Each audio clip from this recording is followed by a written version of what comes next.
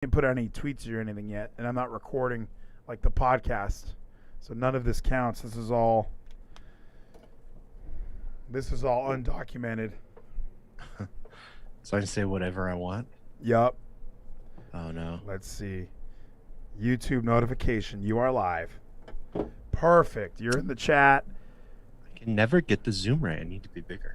No one's in the Twitch chat. That's a bummer. I got to switch all the sounders. I want that sounder of me singing like Bob Dylan last night. That was hilarious. Okay, those are all. Looks like everything's working. Perfect. I can go ahead and. Joe, he's a smart man. Smart man. Such a good man. He saved America. What's going on with this guy, by the way? I know that I'm expected to talk shit about him, but he's like making it like he's like daring me, you know? He's like, you won't talk about it. He's like, you know, your number one downloaded podcast, not wrestling related, is Proud Neanderthals. Hey, what happened to TWFS though? That's number one, forever. Yeah, Manscaped sent Kevin and me emails. They want our metrics and they want to partner with us. Hey, I was shocked. I was like, what'd you get my information Maddie for? Spice04 says OGGA Baga, fuck you, Zach. Oh, Oga Baga. That is some good shit. That was a great ending with Dawn looking unsettled. That was from Gino. Maddie Spice is here. We're just getting everything ready. We're already Now we are recording. So now anything you say will be documented. held against you for the rest of your life. Everything is documented. I think I got all like the wrestling slides. As far as the non-wrestling slides, I don't have much because got Joe Biden behind me. I don't need anything else. Joseph R. Biden. What an interesting man he is, right? He's a smart guy. Zach, I was driving around Dallas today. I guess this could be a topic, even though it's not. Around Dallas? You mean around the perimeter multiple times? I was in South Dallas. I was in the ghetto. I was in the barrio. Maddie Spice. Is the R in Joseph R. Biden for retard? What if it was Joseph Retard Biden? That would be the meanest name his parents would ever give somebody. And then they're like, look, you got to get tough, son. You got to understand this. So I think we should start recording. Welcome to Vleeties, ladies and gentlemen. I'm joined with my main man, Zach Geezy. What is up, Geezy? How are you, my friend? I am fucking tired, man, because I drank another bottle last night. So we talked about it earlier. We're going to take a little break. You've been going pretty hard. You're going to California. I'm heading to California where the beer better be cold. I don't know what's going on with their electricity right now. I know that their gas isn't looking too good, but I myself am excited for some I'm meeting up with my dad, so Coors Lights, I'm getting ready for. My dad's probably listening to this on the plane right now. I'm ready for those Coors Lights, Dad. The mountains better be fucking blue. They better be blue. That's all I'm saying. And my brother better get them ready. But my name is Ryan Van Vliet. Welcome to Vleeties. We have a lot to get to tonight. We have a lot of fun shit. And like I said on Tuesday, the Tuesday shows are just so packed, Zach. There's too much wrestling. It really is the culmination of the entire weekend, and whatever I miss, all of that stuff gets fucking loaded onto the Tuesday shows. I might even just start doing a non-live Saturday show just to cover SmackDown, main event, all these other things that I want to get to as far as what the wrestling fans crave. But I mean, there's just not enough time in the day. All right. So that's why I was thinking, okay, let's just do something else. Now it's not going to happen this weekend because I'm heading to California, like we said. I'm not recording anything. I'm getting ready to... Sonic_Gino says NXT UK. See, he said NXT UK. I can even watch that. That can go on the weekend show. There's a lot of things that I don't cover that maybe just doing one thing on the weekends might fucking alleviate some of this punishment. I don't know how Gino has all this time, by the way, Zach. NXT UK. He was sending Kevin and I clips from The Bump from WWE from Peacock, and I was like, I don't know how anyone watches this. And then someone said Kevin was watching a clip from Sports Nation, and I'm like, I don't know how anyone watches this shit. Something about the studio show now in sports doesn't work for me as much as it did, Zach. I still like watching people argue, but something about a Sports Nation or The Bump, even Good Morning Football, all of these shows don't really have this.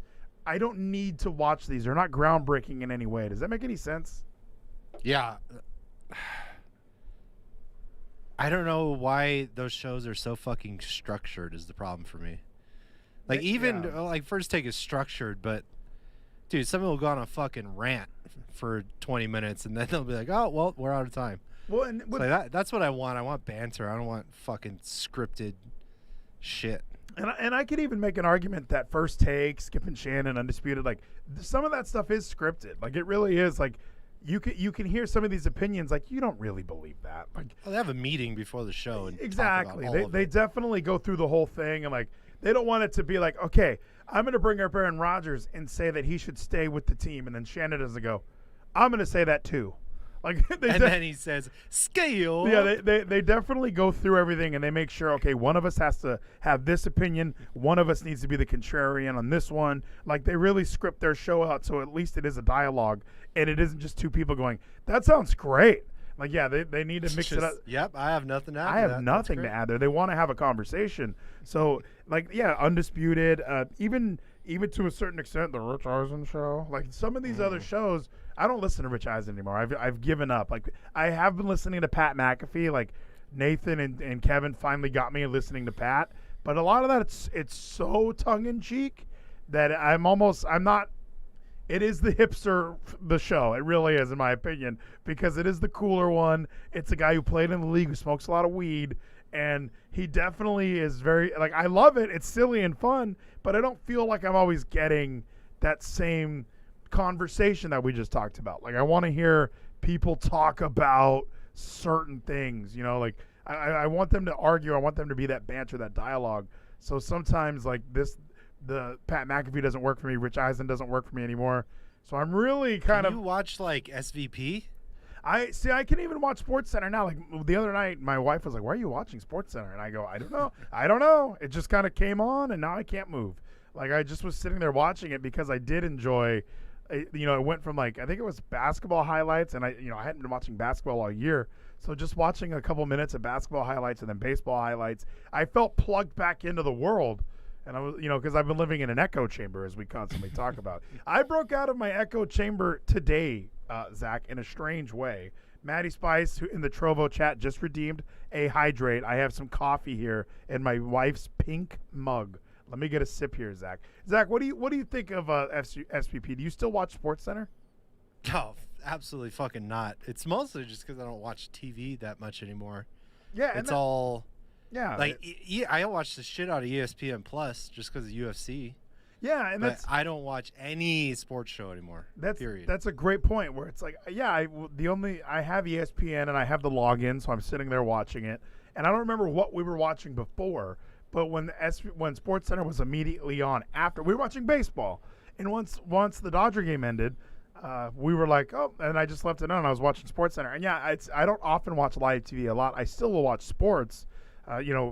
By nefarious means or not, I'll try and find a way to watch the sports and keep up with what's going on. But especially with something like SportsCenter, where I used to watch it all the time, and my brother used to get annoyed because, like, we would be going to sleep at night and I'd be watching SportsCenter, and then we'd wake up in the morning and it was the same.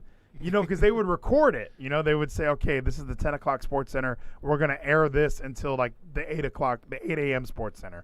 And they just would replay the same one over and over again. And my brother was like, why are we watching it again? We already know. And I didn't know why. I just liked watching it. That's probably the reason why I do a podcast today, where I grew up really liking that side of everything. I was infatuated with the production of, I want to talk about sports. I don't want to be the athlete. I just want to get in here and talk about it. So, yeah, I do miss having I do miss watching SportsCenter all the time, but maybe – and I know what drove me away, honestly, and this isn't me hating on women, okay? But I remember one day – Jemele Hill. Well, no, Jemele Hill, actually, I wasn't watching her SportsCenter at the time. Now, she drove me away because of her ridiculous Tiger Woods is getting old speech. And this was like 7 or 8 years ago. She's telling me Tiger Woods is getting old, and that's why he's not playing golf pretty well. And everyone's like, well, the other top 10 golfers are older than him. So I don't know why that's your argument. This isn't the NBA. You can play golf till you're 90. So, like, that didn't drive me away. But the Serena Williams stuff almost did, where I felt like I was watching an episode of SportsCenter where and it must have been during baseball season or football season, but there was one news story I really wanted to hear about. And they did it must have been a 18, 20-minute piece on Serena Williams. And I'm like, okay, like this, I get it, but why not break this up and spread it throughout the show or something? Because the fans that are looking at the ticker and they see, oh my gosh, I can't believe the Rams upset whoever today. I want to see some highlights about that. And it just was like this whole piece on Serena and how great she is. And I agree, she's great. I need to see these highlights for this other game. And that's, unfortunately for SportsCenter, I think the iPhone and the invention of smartphones has really just destroyed me waiting. Like, I used to have to sit there and wait. I'd sit there and wait to watch the highlights I wanted to see or hear the analysts, hear Barry Melrose talk about whichever hockey game I was watching. Like, I no longer had to do that. I can just pull it up on my phone. So I can skip through the Serena Williams stuff. And NFL Network, obviously, I'm a huge Rich Eisen fan. The invention of that, holy shit. ESPN might as well have died. When NFL Network and MLB Network came out and NHL TV, like all these things came out where it's like, oh, I can skip around the sports I don't like. I can skip around like 20 minutes of a soccer story of a kid from Mexico who moved to America and now he plays for the Portland Timbers. Like, I don't, that's amazing. That's a nice piece. 20 minutes long, and I'm reading everything on the ticker. Like, I want to watch highlights. This is SportsCenter. All that fluffy stuff, that's on E60. Isn't that how it was supposed to be, Zach? I think so, man. I don't know what your take is. Do you miss Mike and Mike? I never really listened to Mike and Mike. Because honestly, I as a Rich Eisen guy throughout all those years, if I did listen to the full episode of Rich Eisen from the day before, on my way to work, I would listen to Mike and Mike every once in a while. Like, here in Texas, you were kind of an asshole if you listen to Mike and Mike. You were supposed to listen to Sean and RJ on 105.3 The Fan. Like, you were supposed to listen to local sports radio. But I do think that Mike and Mike being on that ESPN radio was important. I think that having those two guys and their show and their program, I actually really enjoyed when I would listen to it. Yeah, I got into it for a while where I would listen to Mike and Mike at First Take every day.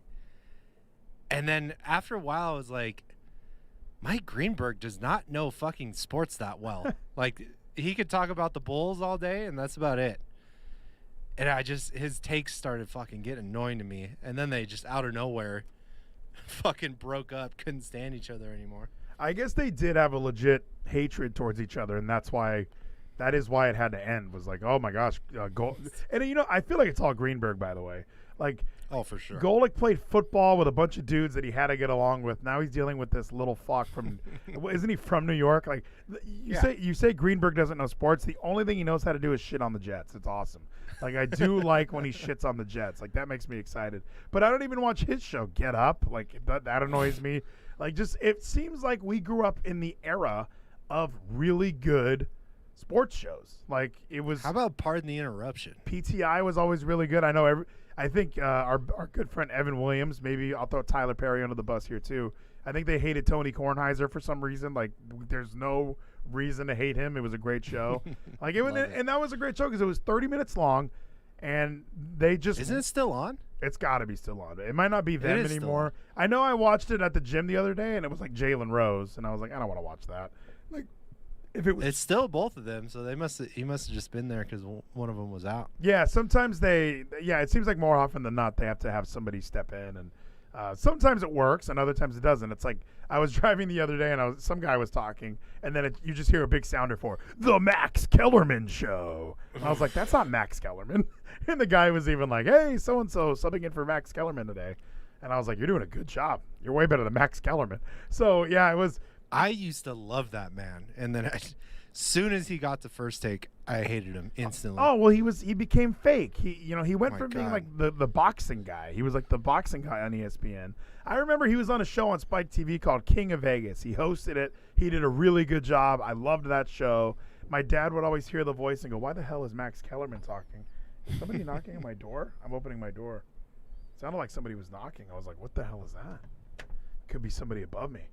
It's just the Kukui. It could be the El Kukui. It could be Tony Ferguson. But either way, yeah, Max Kellerman was on the show, and I liked him. And, yeah, when I heard he was taking over for Skiop, I love that Troy Aikman, by the way, was so pissed off that Fox hired Skip Bayless, because Skip Bayless was like the writer who tried to like write about how Troy Aikman was gay and like tried to ruin his reputation and was taking cheap shots at him in the paper. And then Aikman's like, why the fuck would you hire this asshole? Like, it is a betrayal. Like, some of these writers are pieces of shit. I mean, like, I 100% know. Like, look at Perez Hilton. He made a career out of being an asshole and finding dirt nobody wanted to be released, and he went out there and got it released. Yeah, why did Skip even get famous? He was around the Bulls. I think he was a writer in Chicago. I think that's like how half these guys do. Isn't that how Wilbon got his start too?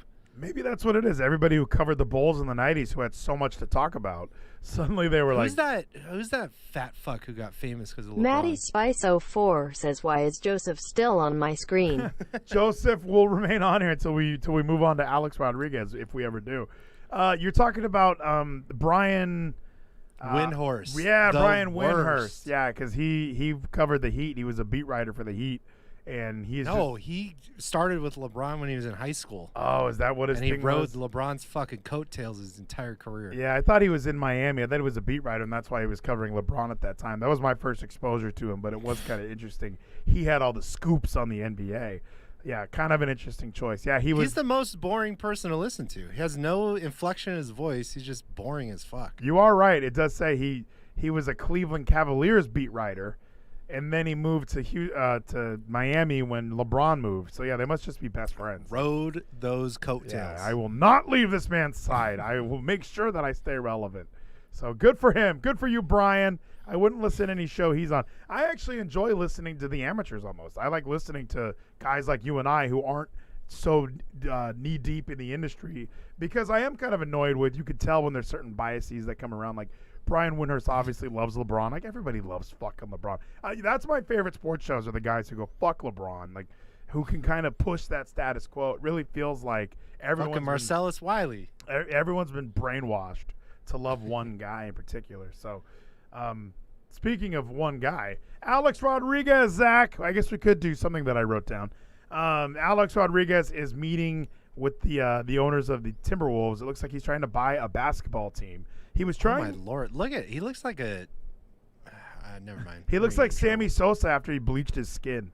Like, he doesn't look like A-Rod anymore. He looks interesting. He looks trans to me, is what I was going to say. Yeah, so they're trying to succeed Glenn Taylor as the Timberwolves and the Lynx owner. That's important as well. Don't forget about the WNBA. Did you know that hockey had a women's league? I didn't even know this. Maddie Spice. What? Maddie Spice was making fun of me. Like, you never acknowledge the WNHL. And in my head, I just thought, like, that's not a real thing. And I didn't know that was either. I looked it up. They have 6 teams. They have 6. Yeah, they have like a full division. How much do you think those players make? Dude, it's got to be $20,000 a year. It's got to be like you have to win to get a paycheck. Like, it's got to be something like that. Because it's probably like wrestling. It's probably like, hey, we're gonna pay you $250 if you show up. Merch sales, you can get a cut of that. Ticket sales, you get a cut of that. Concessions, you get a cut of that. Like, oh my God, what do you think the salary cap is for one team in 2020? Oh no, they announced, like, okay, so each player. I'm assuming each player is probably around $30,000 a year. And how many players are there on a team? Yeah, I think there's 20. You got 4 lines. That's 3 people on each line. That's 12. 2 goalies, so 15. Oh, defensemen. Sorry, defensemen. You got to have 6 defensemen. So there's probably 21 on a team. Oh, that's more than you think. It's $650,000. That's a lot of money. But I mean, when you look at sponsors. What's the salary cap for the NFL? Oh, don't even fucking ask me. But you have to think, if you're in the WNHL, I feel like there's enough collaboration with those sponsors where, hey, we already sponsor the men's team. Let's just also sponsor the women's team.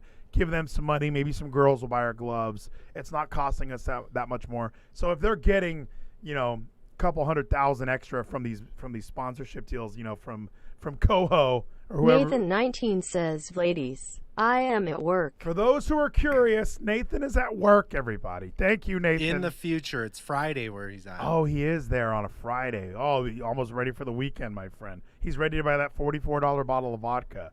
Nathan, WNHL players, they make pretty good money. Do they say how much per player? The pay cap is $50K. So the highest earner can only make $50,000, and the lowest is $20,000. Wow, that sucks. The lowest is only $20,000. Like, you have to supplement your income, right? Like, it's not even a part-time that's job. what I mean. You have to go find another job after that. You make like $20,000 breaks out to almost $10 an hour. So yeah, she'll need to get a part-time job or something else. That's rough. That's tough. So yeah, the WNBA is also in this deal for Alex Rodriguez. I think James Harden also owns a women's basketball team. Like, a lot of men support the WNBA, but what do I say? Women don't want you to support the WNBA. They want you to watch the WNBA. They want you to actually support it. Because my friends who all tell me, I don't watch it, and I would never go to a game, but I support it. That doesn't help them at all. They don't need your bullshit sympathy. They want you to go to games. They want you to buy popcorn. They want you to buy beer, buy shirts. And I don't think many people are doing that. But A-Rod trying to buy a team, Zach, I mean, was this just a logical step in being a media mogul like he is now? I mean, why does he want to buy a fucking hockey team? Is he even into hockey? No, he's buying a basketball team. He's buying the Timberwolves. Oh, Come on, catch the buzz, feel the sting. Nathan just dropped on me. Wait, he's buying a basketball. Oh, we went down a fucking rabbit hole there. Feel the sting. I got four chicken winners from 5 chicken winners. Catch the buzz, feel the sting. From Nathan Weller. Thank you, Nathan. We appreciate every chicken winner we can get. Catch the buzz, another feel the chicken sting. winner. Or was that a host? I'm not sure. I didn't look at my screen. That is an elixir bomb. That's Nathan Weller. Catch the buzz, feel the sting. We're gonna have to edit this part out. It's just now the podcasters. This is specifically for the podcast. The podcasters are like, it's never going to stop. Thank you so much, Nathan Weller. I do appreciate it. Yeah, we did go down a rabbit hole because I just remembered when I saw WNBA. I was like, oh, yeah. I was like, oh, yeah, the WNHL is a thing. I was like, wait, how the fuck did we get to hockey then? Yeah.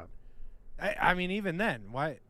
Is A-Rod a big basketball guy? Or is he just, now he's the fucking business guy because he's on Shark Tank and making investments? Catch the buzz, feel the sting. Oh, he got a smoothie. He does the thumbs like this. And thank you, Nathan. I appreciate the easy. That means he donated 1,000 elixir. Thank you, Nathan. We will talk about the NFL shortly. Don't worry. Oh my gosh, a chicken winner from Nathan Weller. Another chicken winner from Nathan. Catch the buzz, feel the sting. Another one. Maddie Spice in the chat. Didn't he try and buy the Mets? He tried to buy the Brooklyn Nets. He tried to buy another basketball team, and that didn't work. The Mets already have a new owner, and that guy has a fucking checkbook that will not quit. He was signing up all the free agents this offseason. But I know what it is, all right? Everyone knows what it is. Alex Rodriguez and J-Lo broke up, Zach. This is him just trying to cope. He doesn't know He's bored. He's lonely. He's sad. So he's trying to buy a women's WNBA team and a men's basketball team. He just needs more friends. And then he heard that J-Lo's back with Ben Affleck. So he's like, what the? What? Hey, these are rumors that I hear. I'm just reporting things, all right? No fucking way. Who do you think ended that? I think it wasn't A-Rod. Oh, this relationship? It was a mutual parting of the seas, all right? And plus, J-Lo has kids and shit. I imagine they weren't the best of friends with A-Rod and his kids. Jennifer Lopez and Ben Affleck are each in a different place since dating 17 years ago. Yeah, my wife was the one who told me they were back together, by the way. She has Instagram still. She sees all this shit. So, yeah, when I heard that, so when I said he was looking at buying a team, Linda goes, oh, he's well, J-Lo and Ben Affleck are back together. I'm like, what? I did the same thing you did. I was like, oh, what? Oh, what? Nathan 19 SAYSB. AYSB. Thank you so much, Nathan 19, for the super chat. I appreciate that. So he's trying to buy this basketball team. We saw Jeter buy the Marlins. It's kind of fascinating that a lot of these athletes that we really idolize, who also really they bent the MLB over the coals and took as much money as they could. Now they're buying teams in sports, which is kind of fun. I just can't imagine owning a basketball. I mean, we see Mark Cuban do it, and he's like the most involved owner that there is. We saw Donald Sterling go down in a blaze of fucking flames and bullshit. So, like, the owners that we know from the NBA are kind of interesting figures. A-Rod probably fits that mold, right? Man, why are baseball teams too expensive, or does he just see that baseball's dying and the NBA is growing? Baseball's not dying, actually, when you look at figures dead. and numbers. Like, that's what everyone says. Like, it's dying. It's like when people try and say boxing is dying. Like, there was an MMA fighter, I forget who he was, but he was talking about, like, the paydays for boxers compared to UFC fighters. Like, he main evented, like, a UFC event, and he made, like, $100K. And then he's like, Floyd Mayweather just made $80 million for a fight. You know, like, there's differences between, like, oh, nobody watches boxing, but then when fucking Tyson Fury and when that rolls around, everybody's putting money in, and suddenly it's like, wow, these guys made $89 million in one night, and the UFC guys are like, I got my $50,000 knockout bonus. You know, like, so yeah, there definitely is like this conception that, oh, baseball's dead. Meanwhile, they have this new partnership with YouTube that Google's giving them a ton of money now. They have MLB TV, which is getting them a lot of revenue. They're on ESPN just renewed their deal with baseball to show 30 games a year, so that's keeping Sunday night and Wednesday night baseball. Like, baseball's still very, very much around. I think maybe there's a lot in.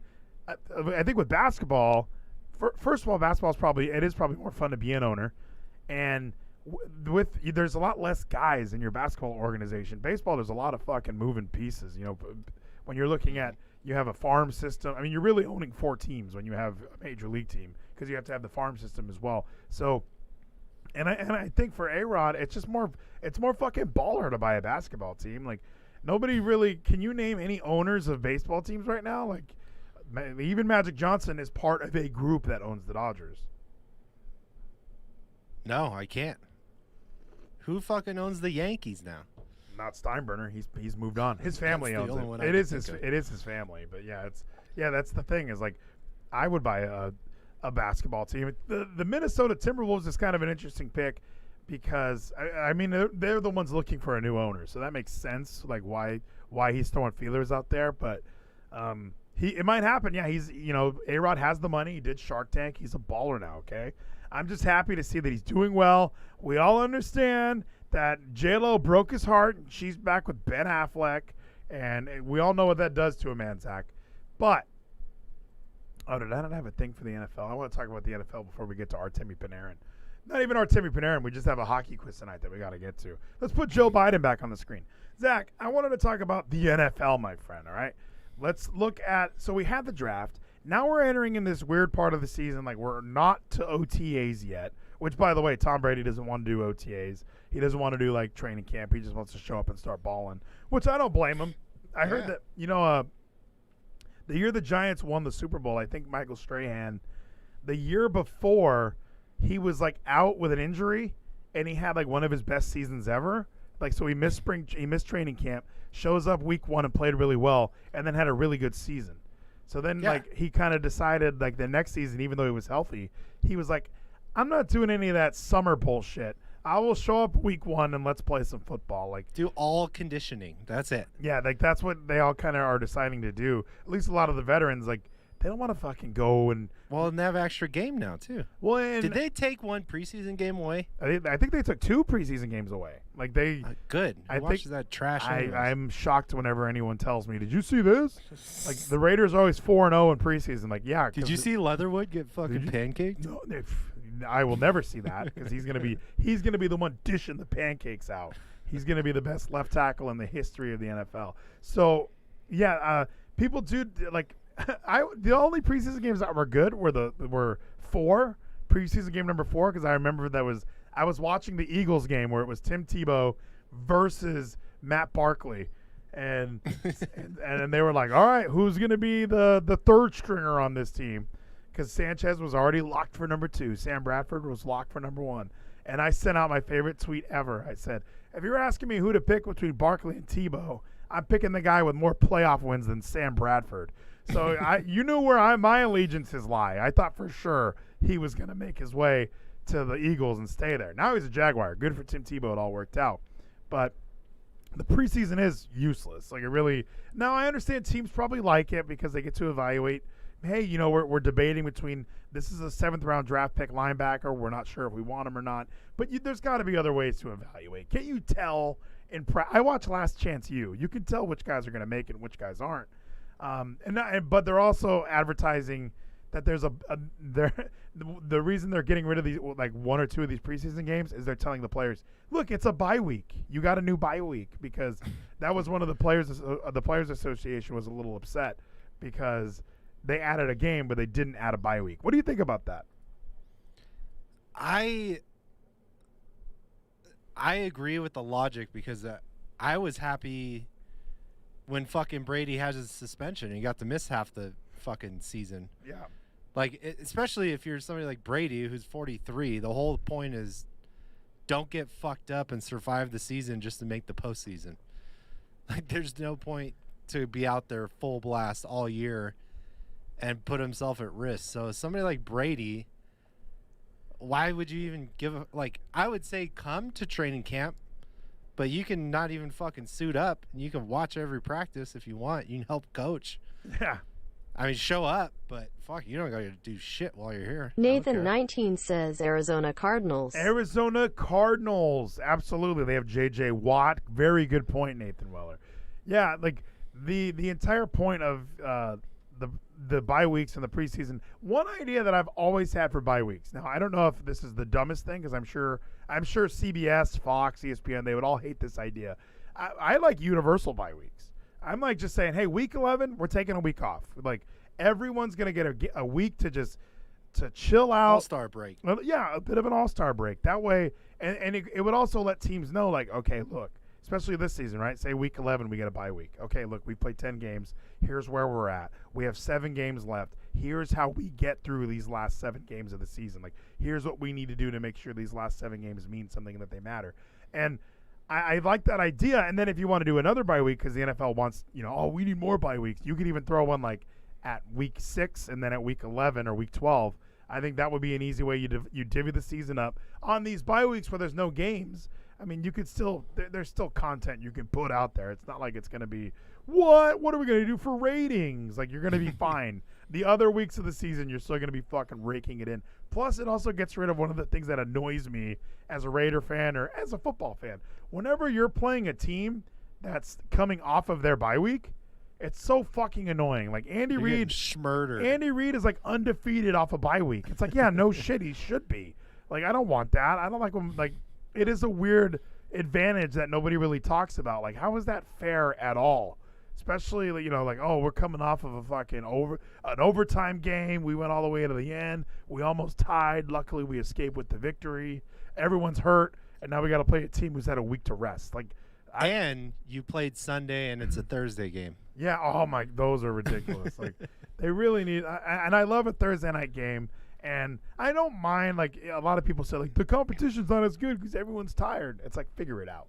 Like, you yeah, this is your fucking job. Yeah, figure it out. And plus, you do get a mini bye week. That's what a lot of the players call it. Like, with that Thursday game, I think they don't have to report to the facilities like Friday, Saturday, Sunday. So they're like, dude, we get like an extra 2 days off. It's awesome.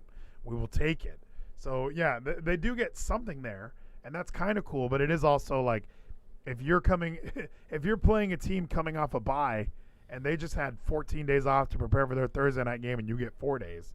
You are going to lose. There's no way you're not going to lose that. But, Zach, we had an NFL draft. We saw it. Everybody watched it. It was an amazing program. Now, what I want to do is actually go through the divisions with you. I think this will be a fun game. You know what we should do? Let's move this off of the screen right now.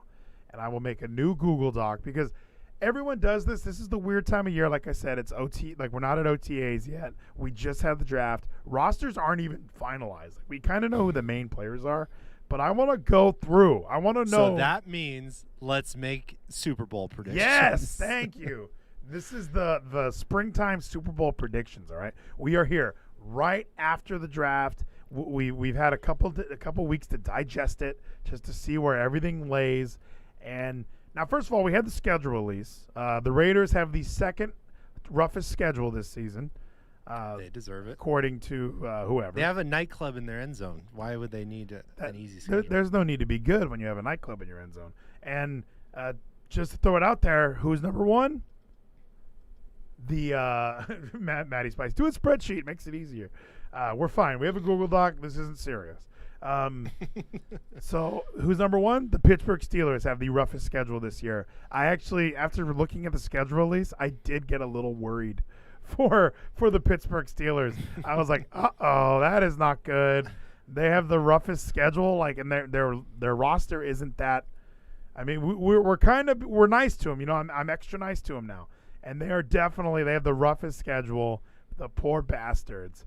And then we'll see how they end up. But I want to go through. Let's go through real quick. Let's start with my division, the AFC West. That's where I like to start everything. And let's do this. Let's number it up, Zach. We're gonna put a number here. We're gonna go 1 through 4. 4 teams in the division. We kind of have the schedules. I have the schedules in front of me.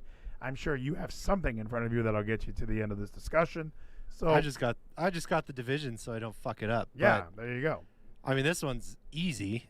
Right? The Oakland Raiders. You're right, not even Oakland Raiders. The Vegas Raiders. No, this is Are easy. we doing your list and my list? Because we're not going to agree on I that. think, well, you know what? Now we might have to get we need to get a graph going now. We need to get a spreadsheet going. We need multiple columns Because we might be different. That's actually a good point. Matty Spice is a genius. That's why he's the producer number 2 right next to Nathan Weller, and then he's producer number 3, Sonic Gino. Everyone's there. The numbers don't rank you. It's just what it is. So let's go. We'll put Vleeties up here. We'll put Geezy right here. And then we're going to go through, and we will see where we land. So let me add a column. I should have added a column. Insert one to the left. All right. We'll put AFC West. All right, so number 1, I'm obviously going to put the Kansas City Chiefs. I know that I was being funny and having a great time. Kansas City they still have that same team. They lost some starters. They lost some offensive linemen. They lost Eric Fisher. They lost a few guys. But wait, you're talking the NFC West? AFC West. AFC West. AFC West isn't the Raiders, Chargers. It is. The Chiefs are going to be number 1 in that division. What do you mean? What are you asking me? Are the Chiefs in that division? Yes, forever. AFC West. What I'm looking at is just wrong then. Chiefs, Chargers, Raiders, and Broncos every time. What are you looking at? What's it say? Where are the Chiefs? Dude, what I'm looking at says Raiders, Chargers, Niners, and Seahawks. That is not even close to being What accurate. is this? They're in the 2 of those teams are in the NFC West. The Niners and Seahawks? I don't know what. No joke. Are you looking at the 1994? Maybe. You're looking at the. Let's see. Yeah. Okay, I got it now. Cool. We got the Broncos, the Chiefs, Chargers, Raiders. Yeah, the AFC West. So, Jesus. Okay, cool. So, who do you think's coming in first, Zach? Oh, man. The Chiefs is the easy answer, but are they going to fall apart after that Super Bowl loss? They do. There is a curse. It's very, very rare. I can't even name a time that it's happened in the back of my head right now. Wait, who's even the Broncos quarterback this year? They have a QB battle between Teddy Bridgewater and Drew Lock. Oof. Just put me down as the Chiefs. Yeah, I was even gonna say I'm gonna give a spoiler for mine. The Denver Broncos are coming in 4th. They're gonna be a 3-win team this year, and that's me. I don't know what their schedule looks like. It's gonna be similar to the Raiders, obviously, because they're in the same division. But I just don't see them winning many games. They're gonna have a couple wins out of nowhere, but it's not. Their team just doesn't strike me as a team that wins football games. Their defense used to be what got them victories, but now it seems like Von Miller is just the only guy there now. Everyone else seems to have moved on to other things. So everyone's obsessed with the San Diego Chargers, or the Los Angeles Chargers now. Everyone's obsessed with Justin Herbert. They drafted a lineman. Like, everyone's thinking this is like a big turnaround year for them because they didn't have a winning record last year, but with a year of development, do you think that Justin Herbert and the Chargers are going to make it to the playoffs this year?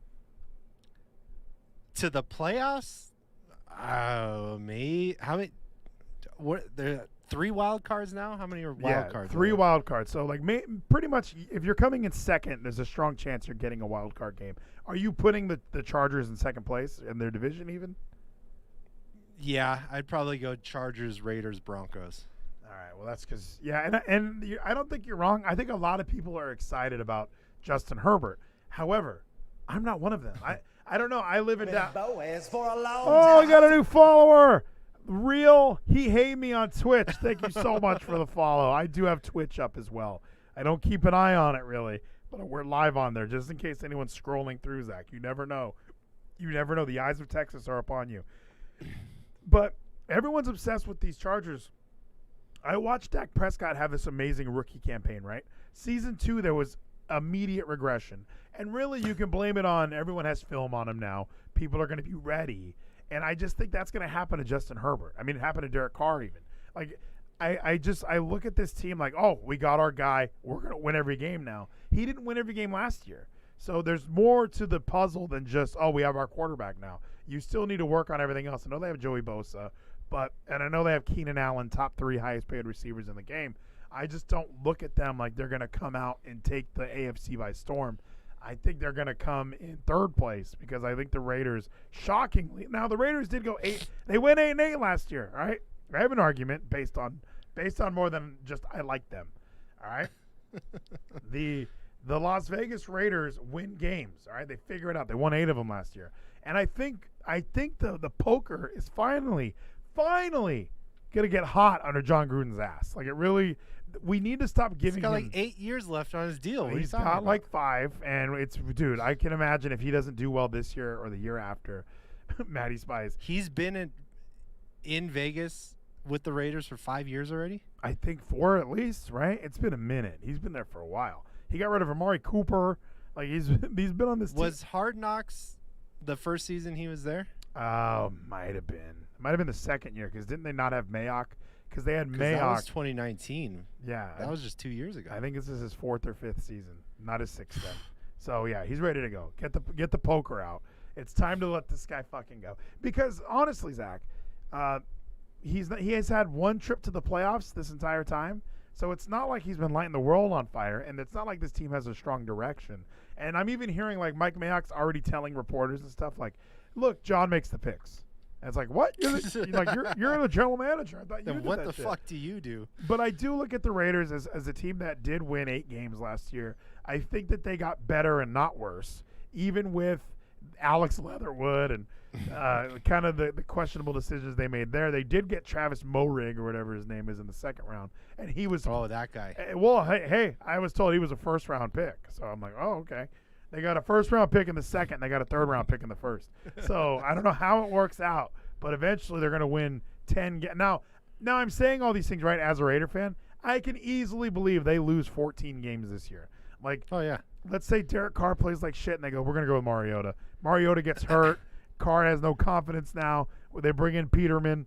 Like, it's just this team could easily be a dumpster fire for the entire year. And Gruden can come out and say, we didn't have our quarterback. We're going to get him next year. And then they're going to – He's going to say Mike Mayock makes the picks. Yeah, Mayock's the one doing the draft. I'm just here to hang out. So, and Mariota isn't even on the Raiders anymore, but he will come back. He will come on. I don't disagree. I just think that I don't think the Chargers are going to be awesome. I think the Raiders are just going to suck more. We will find out together, my friend. I'm picking the Chargers to come in 3rd. I'm not super sold on Justin Herbert. Like I said, I watched Dak Prescott. I watched him have an amazing rookie campaign and then brag about I got footage. I got film on them too. And then he played like shit for a year. Like there's gonna be that year of, okay, we thought we knew what we were doing. We have a good quarterback, but we need to realize we can't just lean up. We can't give the ball to Austin Eckler or whoever their running back is right now. Like their team still has holes in it. They lost Hunter Henry. Are they going to throw the Keenan Allen every 100 yards per game? I don't think so. They're going to have to figure more than that out. So we'll have to figure it out. So I'm picking the Chargers in 3rd, Broncos in 4th. Like I said, the Broncos are built around Vonnie Miller, and there's nothing else there. So who's coming in 3rd, Zach? The Raiders or the Broncos? I'll go Raiders. I won't be that thank God. I was like, are you being serious right now? I just talked about how the Raiders might make the playoffs, and you're over here talking about they might not even be coming 3rd. So now out of this division, I do think that 2 teams are probably not going to make the playoffs. I think it's going to be a 1 playoff kind of deal. I think that the the Chiefs are going to be the only team that makes the playoffs. Do you give the Chargers a chance? I know we got 3. Maybe we'll go through. Maybe we go through the best. We go through all the divisions, and then we'll kind of decide. Like, okay, this team is making the playoffs. Playoff picture. I'm putting the Chiefs in bold for both of us. That means they're in the playoffs. For everybody following along on Trovo and Twitch and Remember YouTube. all this, Maddie. Remember it all, everybody. AFC. Where do you want to go? You want to go north, south, or east? South. Let's go to the AFC South. I know This one's fucking tough. this will be an interesting one. What an interesting few hours it's been. So let's put this over here. Well, is Deshaun still a Texan? That's going to influence my decision. That's 100% a great point. Real He Hate Me on the Twitch chat said that he just subbed on Twitch. I would have heard it. I didn't hear it. Do I need to fix all that again? I would have known. But if you did, thank you so much. I appreciate it. Get a look at greatness. Or prove to me honor is real. I don't remember which sounder it was. AFC South is kind of a weird one because, I don't know who's even there right now. I don't know what. Like, I know the Jaguars are going to come in 4th. I'm putting that out there now. What? With Tebow? It's a tight end. If he was playing quarterback, they'd come in 2nd. He's in the building. That's all that matters. All right, let's take a look at this division.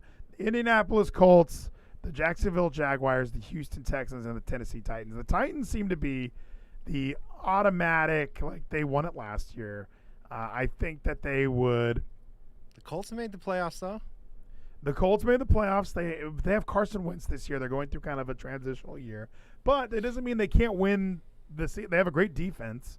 They were my fantasy defense for most of last season, which must mean they're good, right? So yeah, that'll be interesting. But so much of this does depend on Deshaun Watson. Do we have any updates? What's Ian Rappaport saying? I don't know. Is he in jail yet? That's the tricky part. If he's in jail, I can confidently say the Texans will come in last.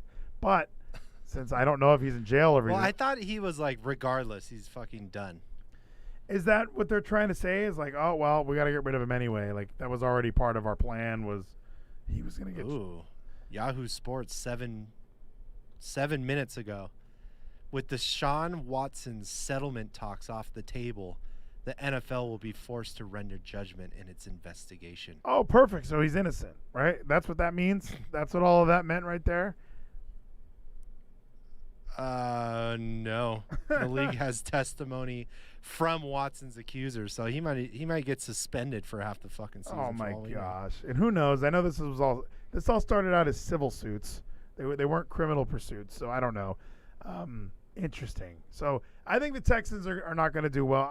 Can we just say the Tennessee Titans, and they still have Vrabel, they still have Derrick Henry, they still have Ryan Tannehill. Out of the dumpster fire that is the AFC South, that's got to be them, right? Or do the Colts have a big year? Does Carson Wentz step into a new place with his old coach and get it done? I think Derrick Henry is going to put this team on his fucking back again. I'll go with the Titans. We're gonna go Tennessee Titans for Geezy. I am going to go Tennessee Titans as well. I hate that we agree. I know we're not skipping Shannon right now. I like the Colts. I'm gonna put the Colts in second. I think that they have a good roster. I like the addition of Carson Wentz after losing Phillip Rivers. They show they can just plug in Philly Riv and let him do his thing. So Riv. Yeah, let's just bring in C Wentz and maybe he'll be able to not just let him manage the games. I would really sit him down like I do in Madden. I sit down my quarterback and I go, look, you're an overall 79. I don't need you to throw the ball that often, okay? I don't need it. I don't need it that much. I'm going to hand the ball off at least 31 times a game. You just need to not throw interceptions. That's it. If it's 3rd and 1, you're probably going to throw a slant or a hook. Like, don't worry, you're not going to throw the ball over 10 yards. Like, it's going to be a real boring game, but we're going to leave with a W. Like, that's every speech I give, and I think Wentz would flourish in an offense like that. So you're going Colts in second as well? Yeah, I don't know how to not with. I thought even before all this other bullshit, Deshaun was like done regardless. Like he'll fucking sit out. Well, that was before he was raping before chicks. He lost all of his leverage. Yeah, that was before he was getting hand jobs in the training room. Well, it was after. It was just before they told. That's true. Before it came to light. So Matty Spice in the chat's bold. He's saying Jaguars over Colts. He has a lot of faith in Tony Khan and Trevor Lawrence. I'm not even thinking that maybe it's my. I watched Joe Burrow last year. I'm going to switch. I forgot they got Trevor Lawrence. I'm switching. You're going to put the Colts in third? Yeah. And you're going to leave the Titans at 1, or are you putting the Jacksonville Jags on top? No, I'm going Jags second. Jags second. I think depending on Watson, and you know what? Let's just assume Watson's out for the year. I'm going to put Jacksonville in third place. Who's their fucking backup? Tom Savage, maybe? I don't even know. they go. Let's see. It changes constantly. But we're both going to put Houston. It's they lose. That's what autofills when I fucking look it up. With Who's Texans their backup? with a B, backup quarterback. Yeah, immediately we need to know who their fucking backup is. That's all that matters right now. So, okay, who is their backup? I'm reading here. They probably don't even have one, right? They might not have one. TTS does not work on Twitch. Really hate me. Twitch is just that TTS is exclusive to Trovo. That's not Tyrod Taylor. Oh, that's not a bad backup. I mean, he was going to be signed him for $12.5 million. Oh, they were ready for him. They were ready for him to be the starter then. They knew this was coming. Just keep the needles out of his lung and he'll be fine. Oh, let's go to the north for Matty Spice. All right, let's move up north. Let's head to the arguably the most competitive division. I think they did produce three playoff teams last season with the Ravens, the Browns, and the Steelers. They also have that orange and black team in there that can't seem to figure their shit out. So what do you think, Zach? The orange and black team that won a playoff game? No. The orange and black team had Joe Burrow, and his leg went completely fucking snappo. Really hate me. I'm glad you're supporting on Twitch as well, my friend. Eventually, one of these days, when I get what's the ridiculous number? 75 Twitch subscribers. Make sure you link your Twitch to the Discord, and I'll post some stuff in there for you. There's all kinds of stuff in the Red Faction. I haven't been recording anything because TTS is like the best thing for subscribers. It's so fun. So let's take a look. AFC North. My immediate prediction was the Pittsburgh Steelers. And I know that's not popular. They have the best receiver in NFL history in Juju Smith-Schuster. I really like Juju Smith-Schuster. But, I don't know, something about the Browns I really enjoy. And again, something about Lamar, even though Lamar had a weird year, I can see him having a bounce-back year where it's like, no, fuck everyone else. And they're going to have a slightly easier schedule because they didn't win the division. So, I don't know. Where do you go? Where does your head spin immediately? I'm probably going to go Browns, Ravens. Whoa. I'm so tempted to say Bengals, Steelers. You just want to be the guy. Joe Burrow's the shit. Everybody's forgetting about how fucking great he played. I'm not even going to put the Bengals down. I'm going to put Joe Burrow. Because here's the thing. They didn't even draft a lineman to protect him. They got a receiver. They're like, and they let AJ Green. I mean, no, put the Steelers, because I don't want to hear this shit halfway through the season when the Steelers are undefeated.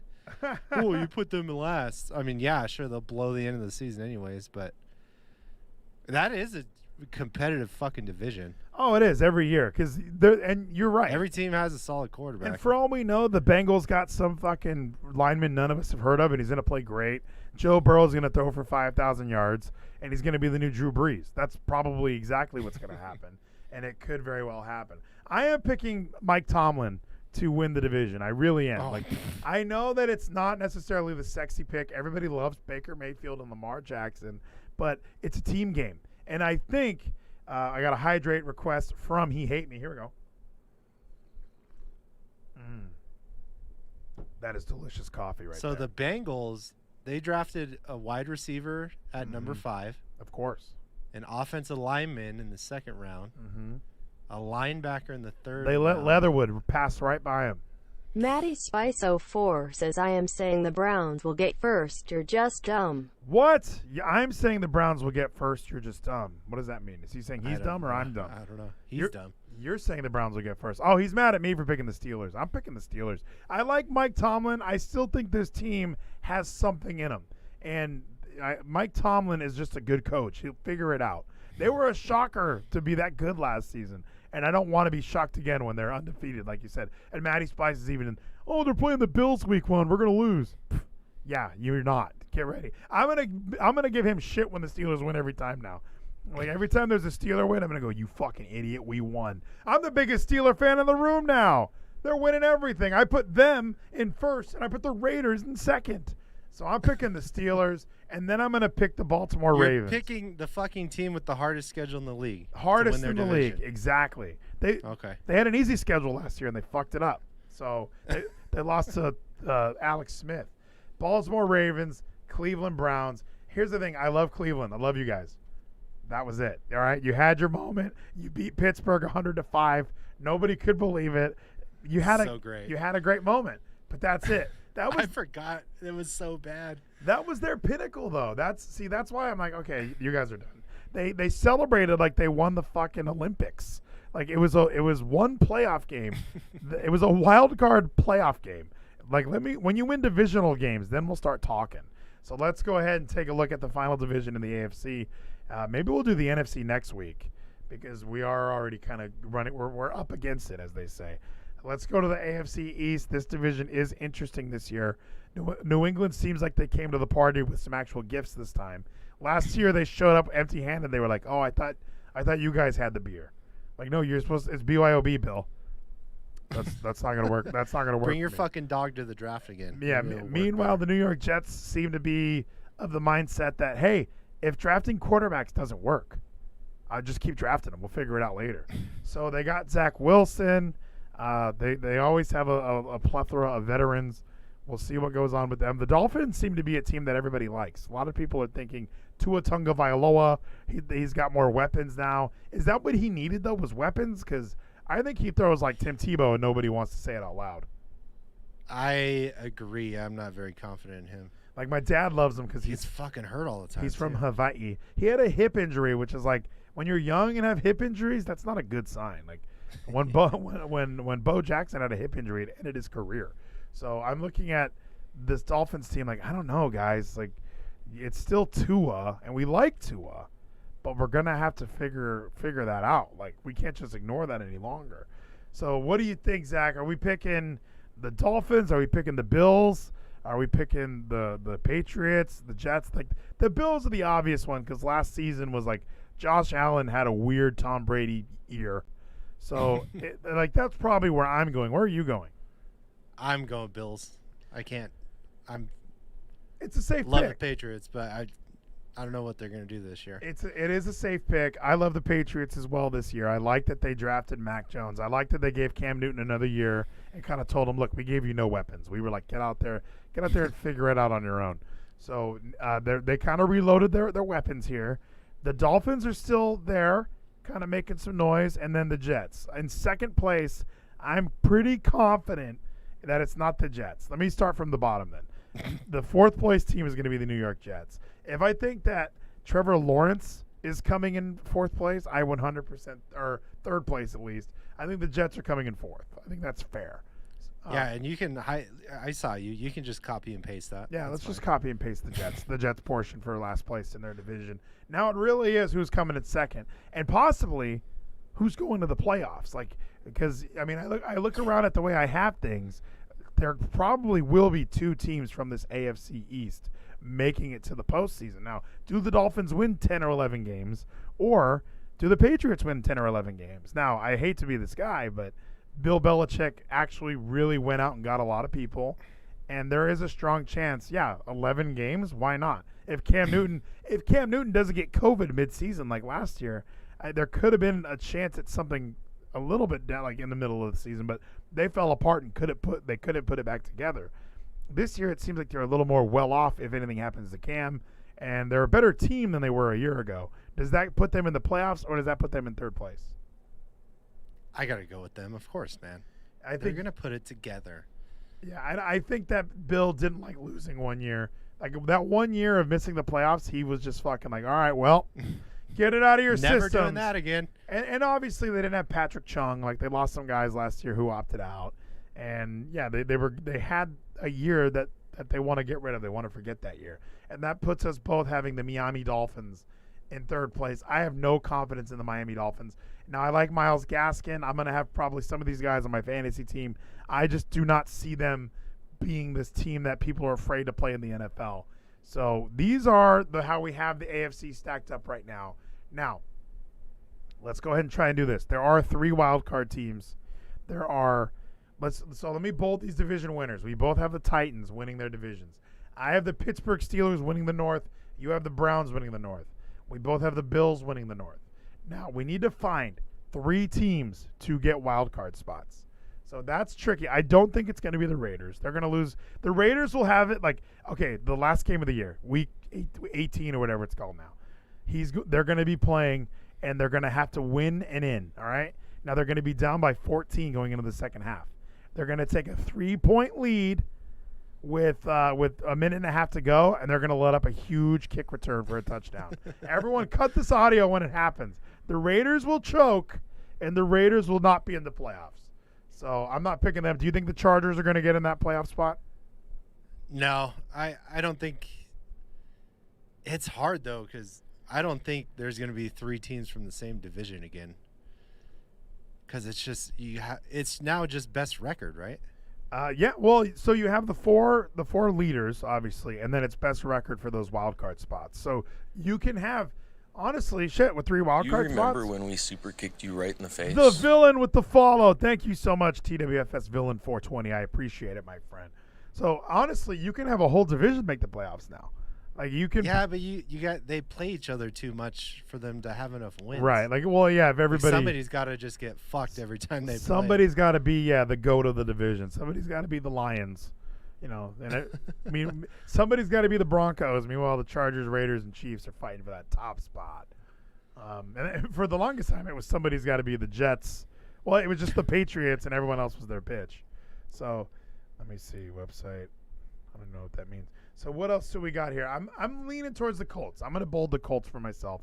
I think the Colts are good enough to make the playoffs one more time. They did it last year. Their defense is ready to go back to the postseason. I'm giving them the bold. What about you? Can you name one? Let's just bold the Ravens. There you go. For sure.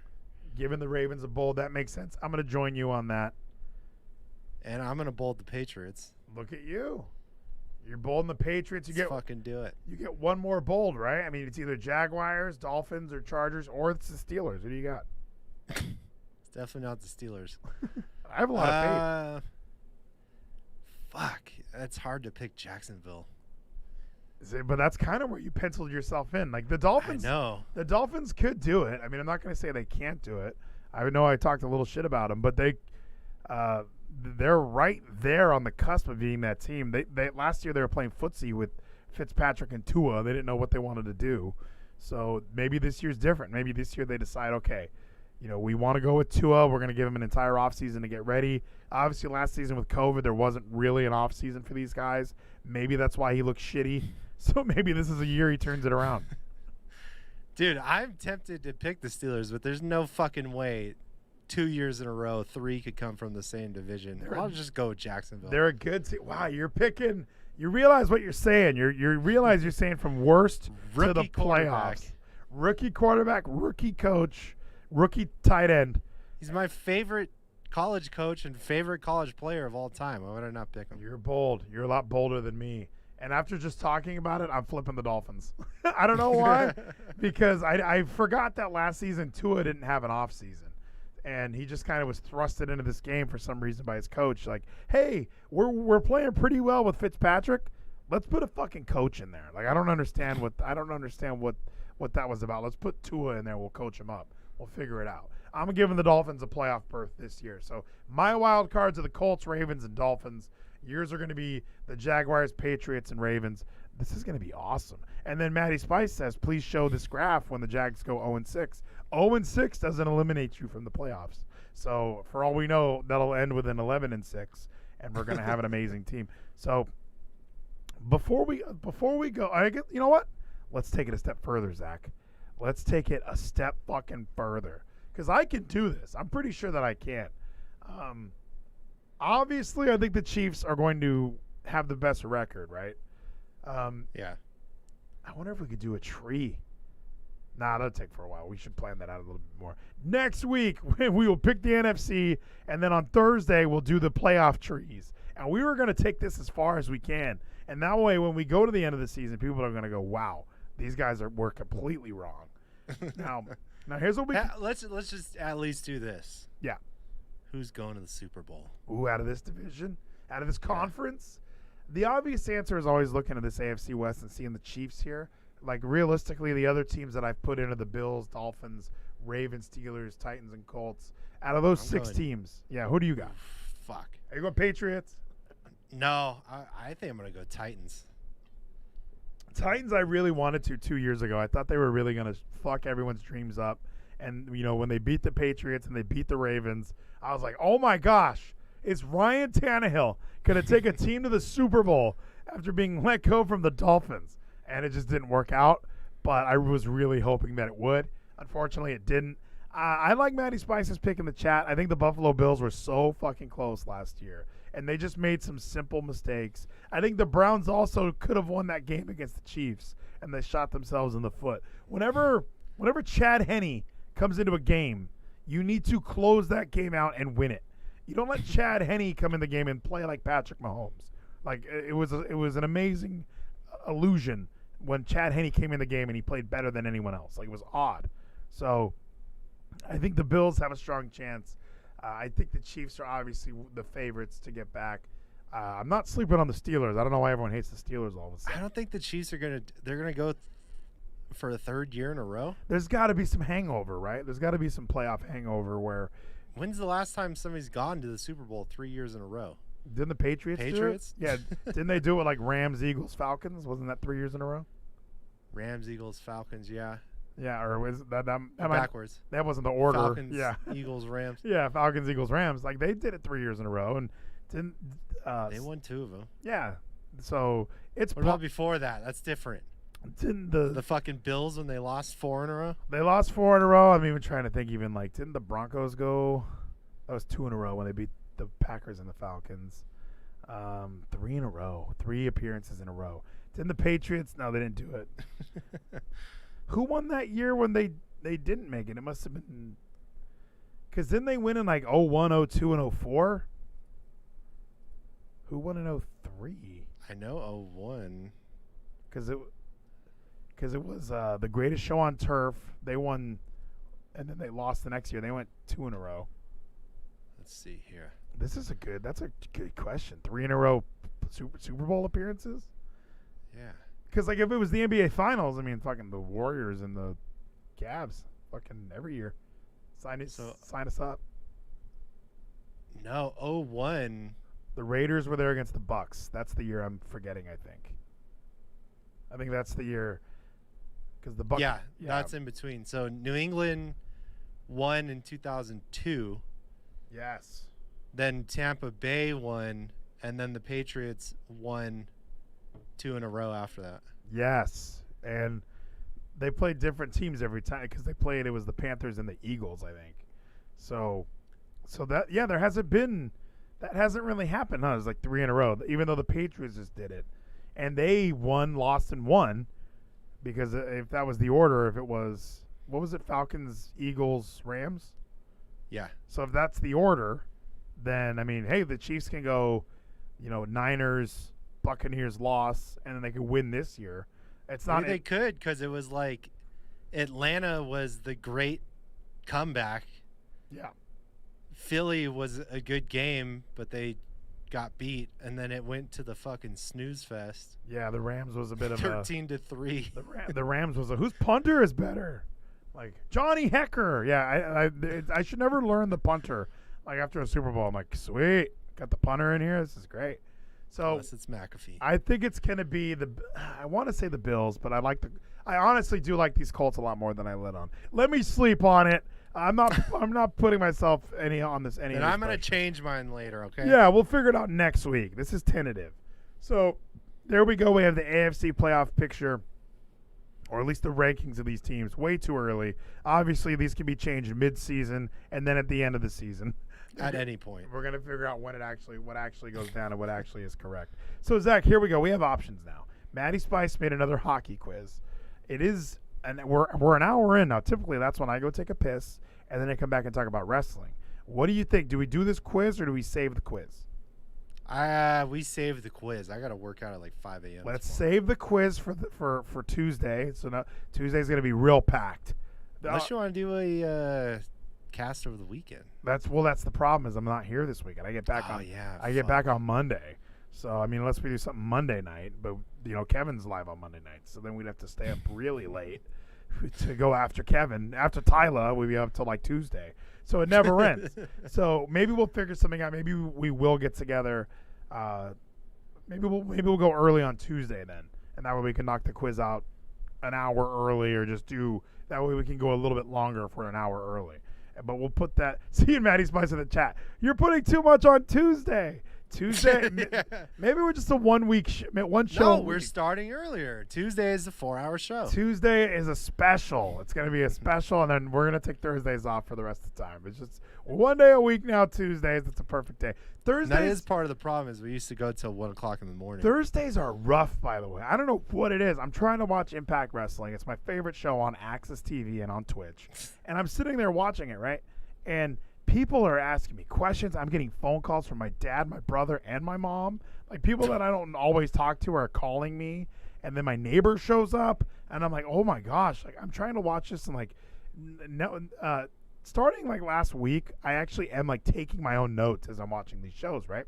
So I'm sitting there like on my phone or on my laptop, like as I watch a match, I'll see what happens. I'll make a bullet point here or there. So I'm sitting there trying to absorb as much of the show as I can. And then all this shit is just happening around me.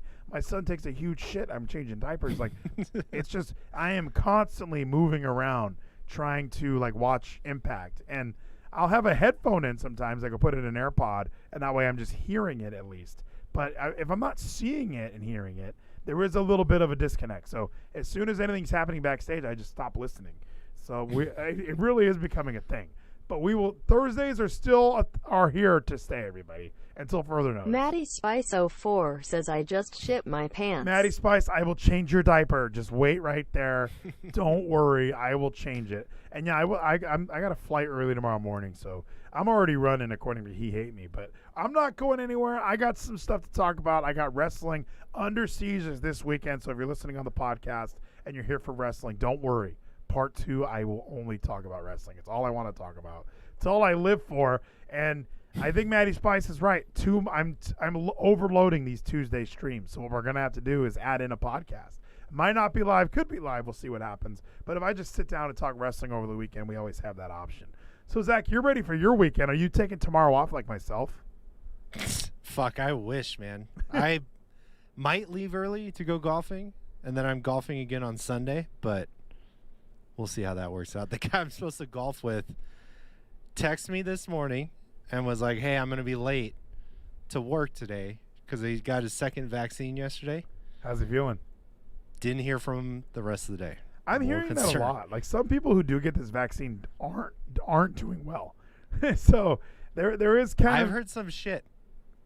Hey, shit I can't say, but I've heard multiple people who got the second shot and are fucked up. And I even know somebody who's losing their hair. Whoa, somebody's losing their hair. Prove to me honor is real. Prove to me honor is real. What was it? It was Gino. He gave me $3. That's a lot of money. So somebody's losing their hair from a little COVID vaccine? Yeah, just a little COVID vaccine. Wasn't the main ingredient sugar? Am I crazy? I thought that was one of the main ingredients was sugar. Like, I read the ingredients one time and it had like sucralose on there or something. It had like an artificial sweetener. And I don't know why it had something in there like that. Like, it made no sense to me. Am I making that up or is that true? I don't know.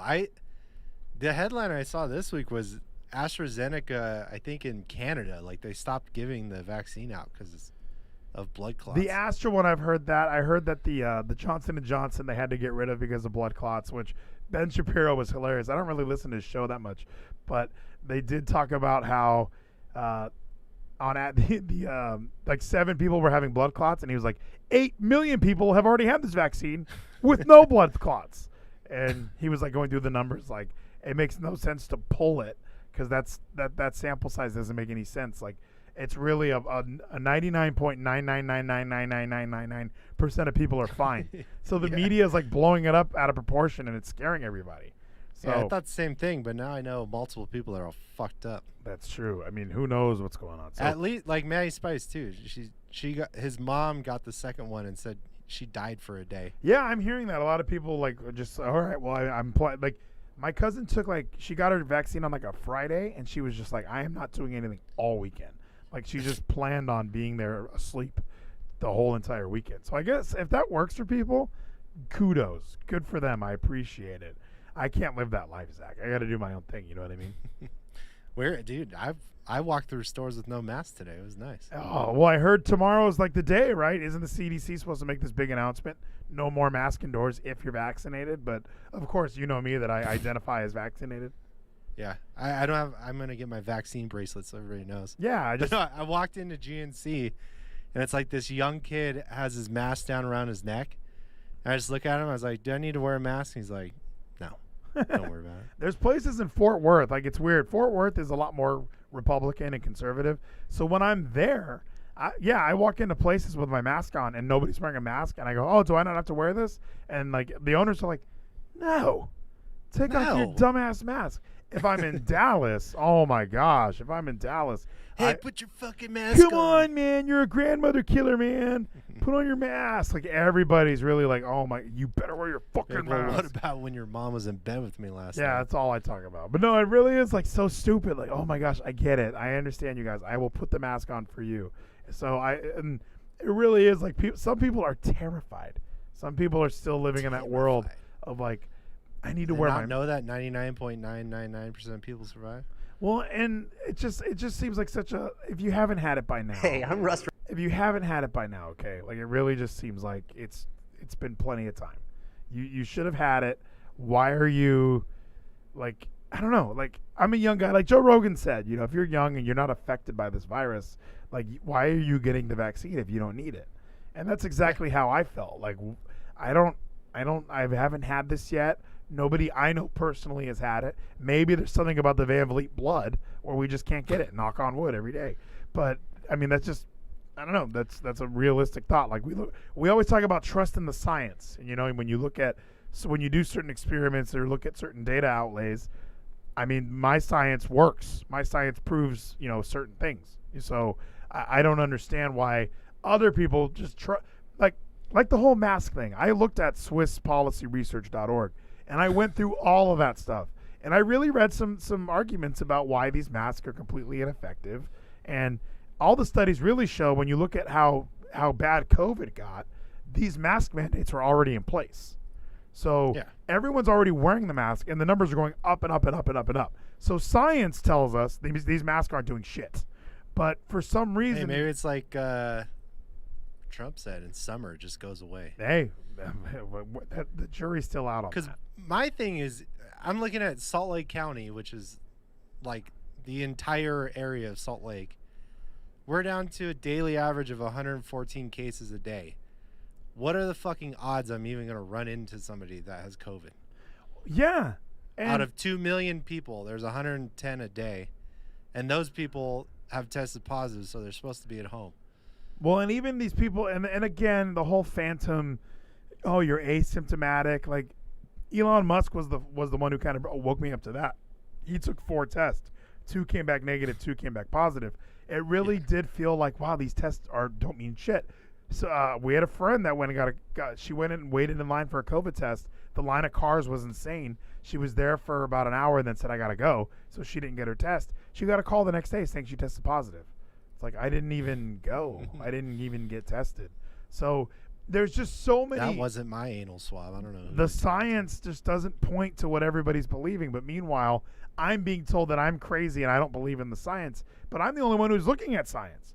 I'm the only one who understands this fully. And I'm the only one who actually is using data and metrics to solve these problems. So, Geezy, let's head to break. You have yourself a fine weekend, my friend. I'll be texting you over the weekend. Hope you enjoy your COVID vaccine.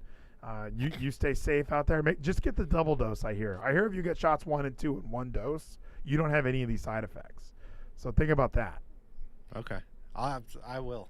Yeah, I need mine. Yeah, and let me know how that goes. And yeah, again, I identify as vaccinated, so there's no need for me to worry about it. So let's take a quick break, everybody. When we get back, do not worry. We're going to talk about wrestling, but right now, let's go to break and let's listen to a little bit of episode 22, Catalina White of Slam of the Week. Because we are the slam of the week. My name is Ryan motherfucking Van Vliet. Do you need something? What was that? She needs you to hang up. Then you ain't heard nothing yet, because we are the slam of the week. If you're listening, you're a slammer. To the slam of the week. Joe Poppy, it's the slam of the week, dude. I just lost my phone. I was going to ask you if you remember where I put it. I got Vleeties in the mode. Fucking Ryback. Who's climbing through your windows, buddy? Ladies and gentlemen, this is Joe Poppy's Creek.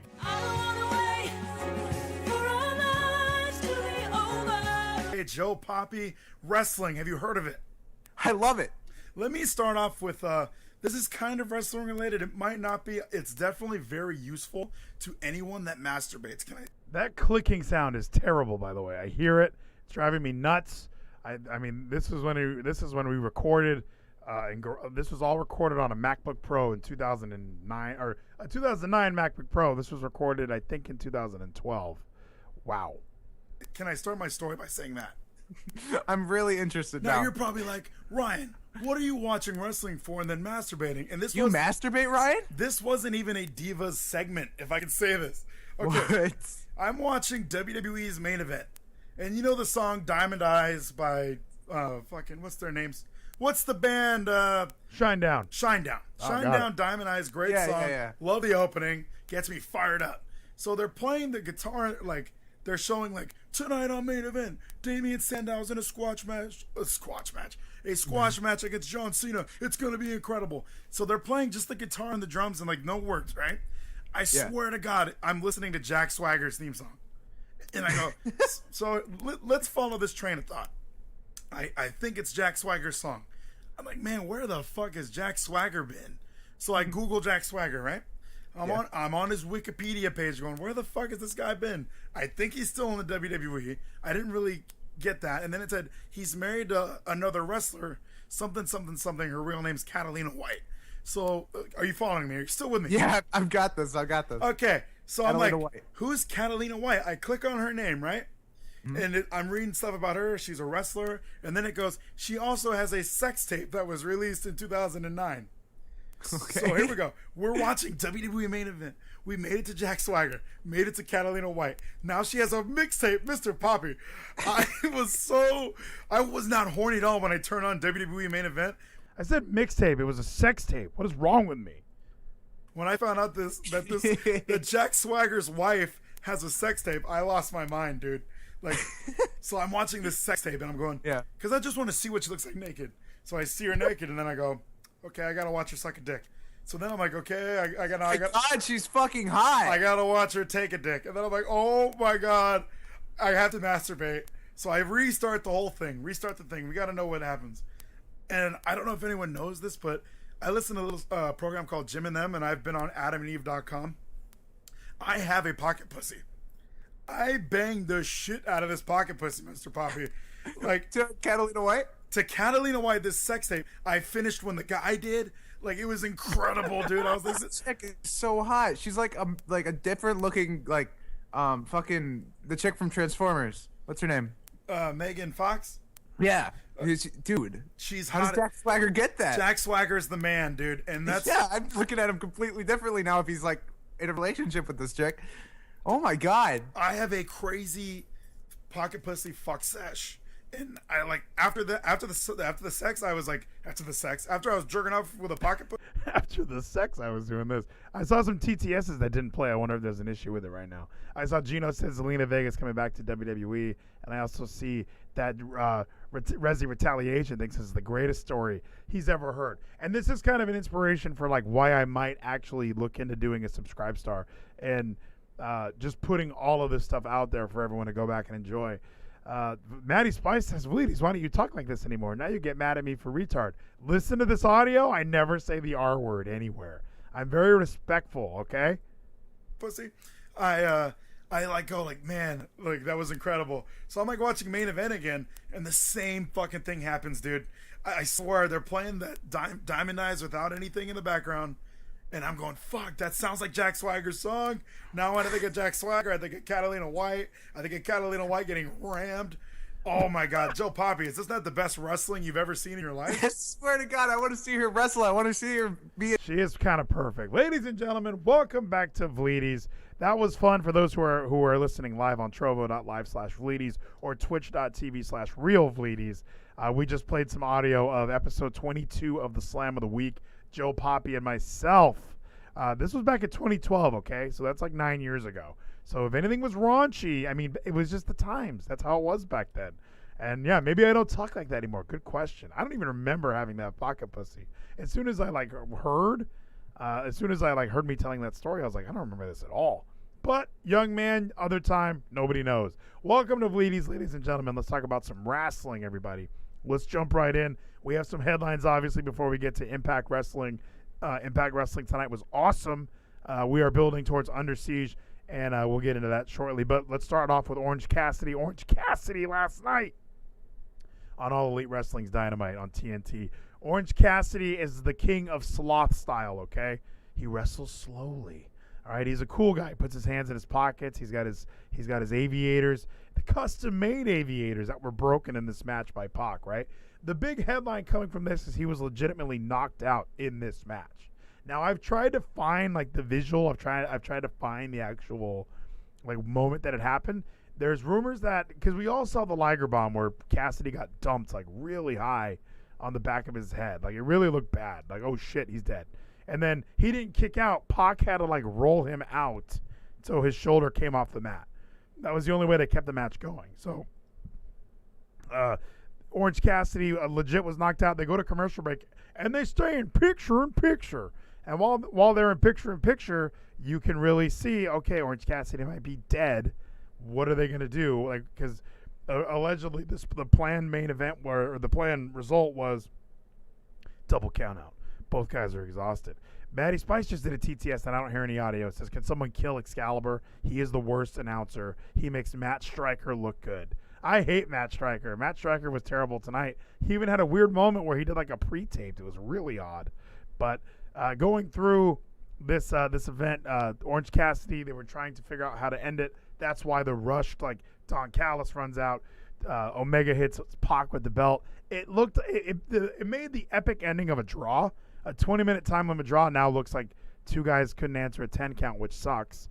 But it is what it is. We got a triple threat match at Double or Nothing, which I hate because in a world where we've been really critical of WWE, we've been really critical of Monday Night Raw, and here we are booking a triple threat match in the same vein as Monday Night Raw would book a triple threat match. So I like the idea of Double or Nothing being two title defenses. I thought that was a cool play on words. The show opens with Kenny Omega versus Pac, and now Kenny's like weakened going into his match with Orange Cassidy. Cassidy loses the main event, but at least it is more believable that he can win. And that would be the benefit of being the number 1 ranked guy. The number 2 ranked guy would go first into the night. But it is what it is. Maddie Spice brings up this is the first triple threat match for the AEW Championship. Kudos, I guess. I guess that's exciting for these guys. They're going to have a great match. I'm excited to see it, but I just feel like it's very, very WWE booked. And now while I'm watching Dynamite, I'm not as angry as I think Kevin is. I think Kevin is a little bit more like he definitely comes out and like, okay, this show sucks. And like, he'll message me like, I didn't like this, I didn't like this. And when we talk about it, he helps me realize that I hate some of this shit too. But now that I'm really like, I've had a day to really pontificate what happened.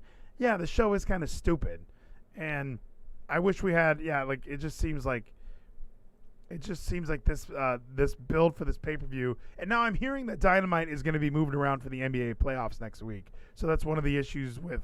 Okay, we got to throw all the matches together tonight, and that seems like what they kind of did. But I thought Hangman Page was my pick to get a title shot. Like I just thought, hey, I'm number 1 contender for several weeks. Why am I not getting any love from you guys? It makes no sense. But I think that I'm the same way where I am getting a little sick of All Elite Wrestling, and it seems like a lot of people today were upset with Cody Rhodes' promo because we're another instance where AEW makes fun of. Hold on, let's take a sip of water.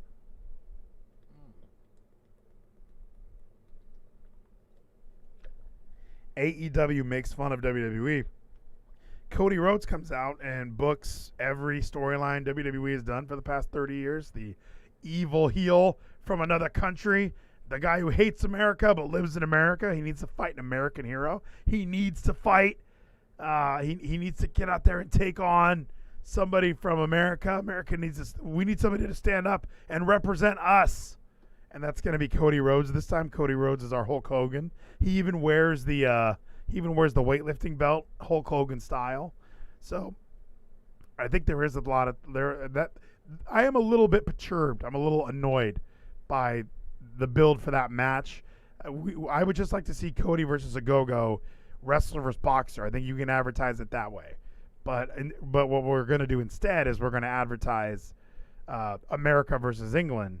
And I wonder if America is going to lose this instance, because Cody doesn't seem to lose very often.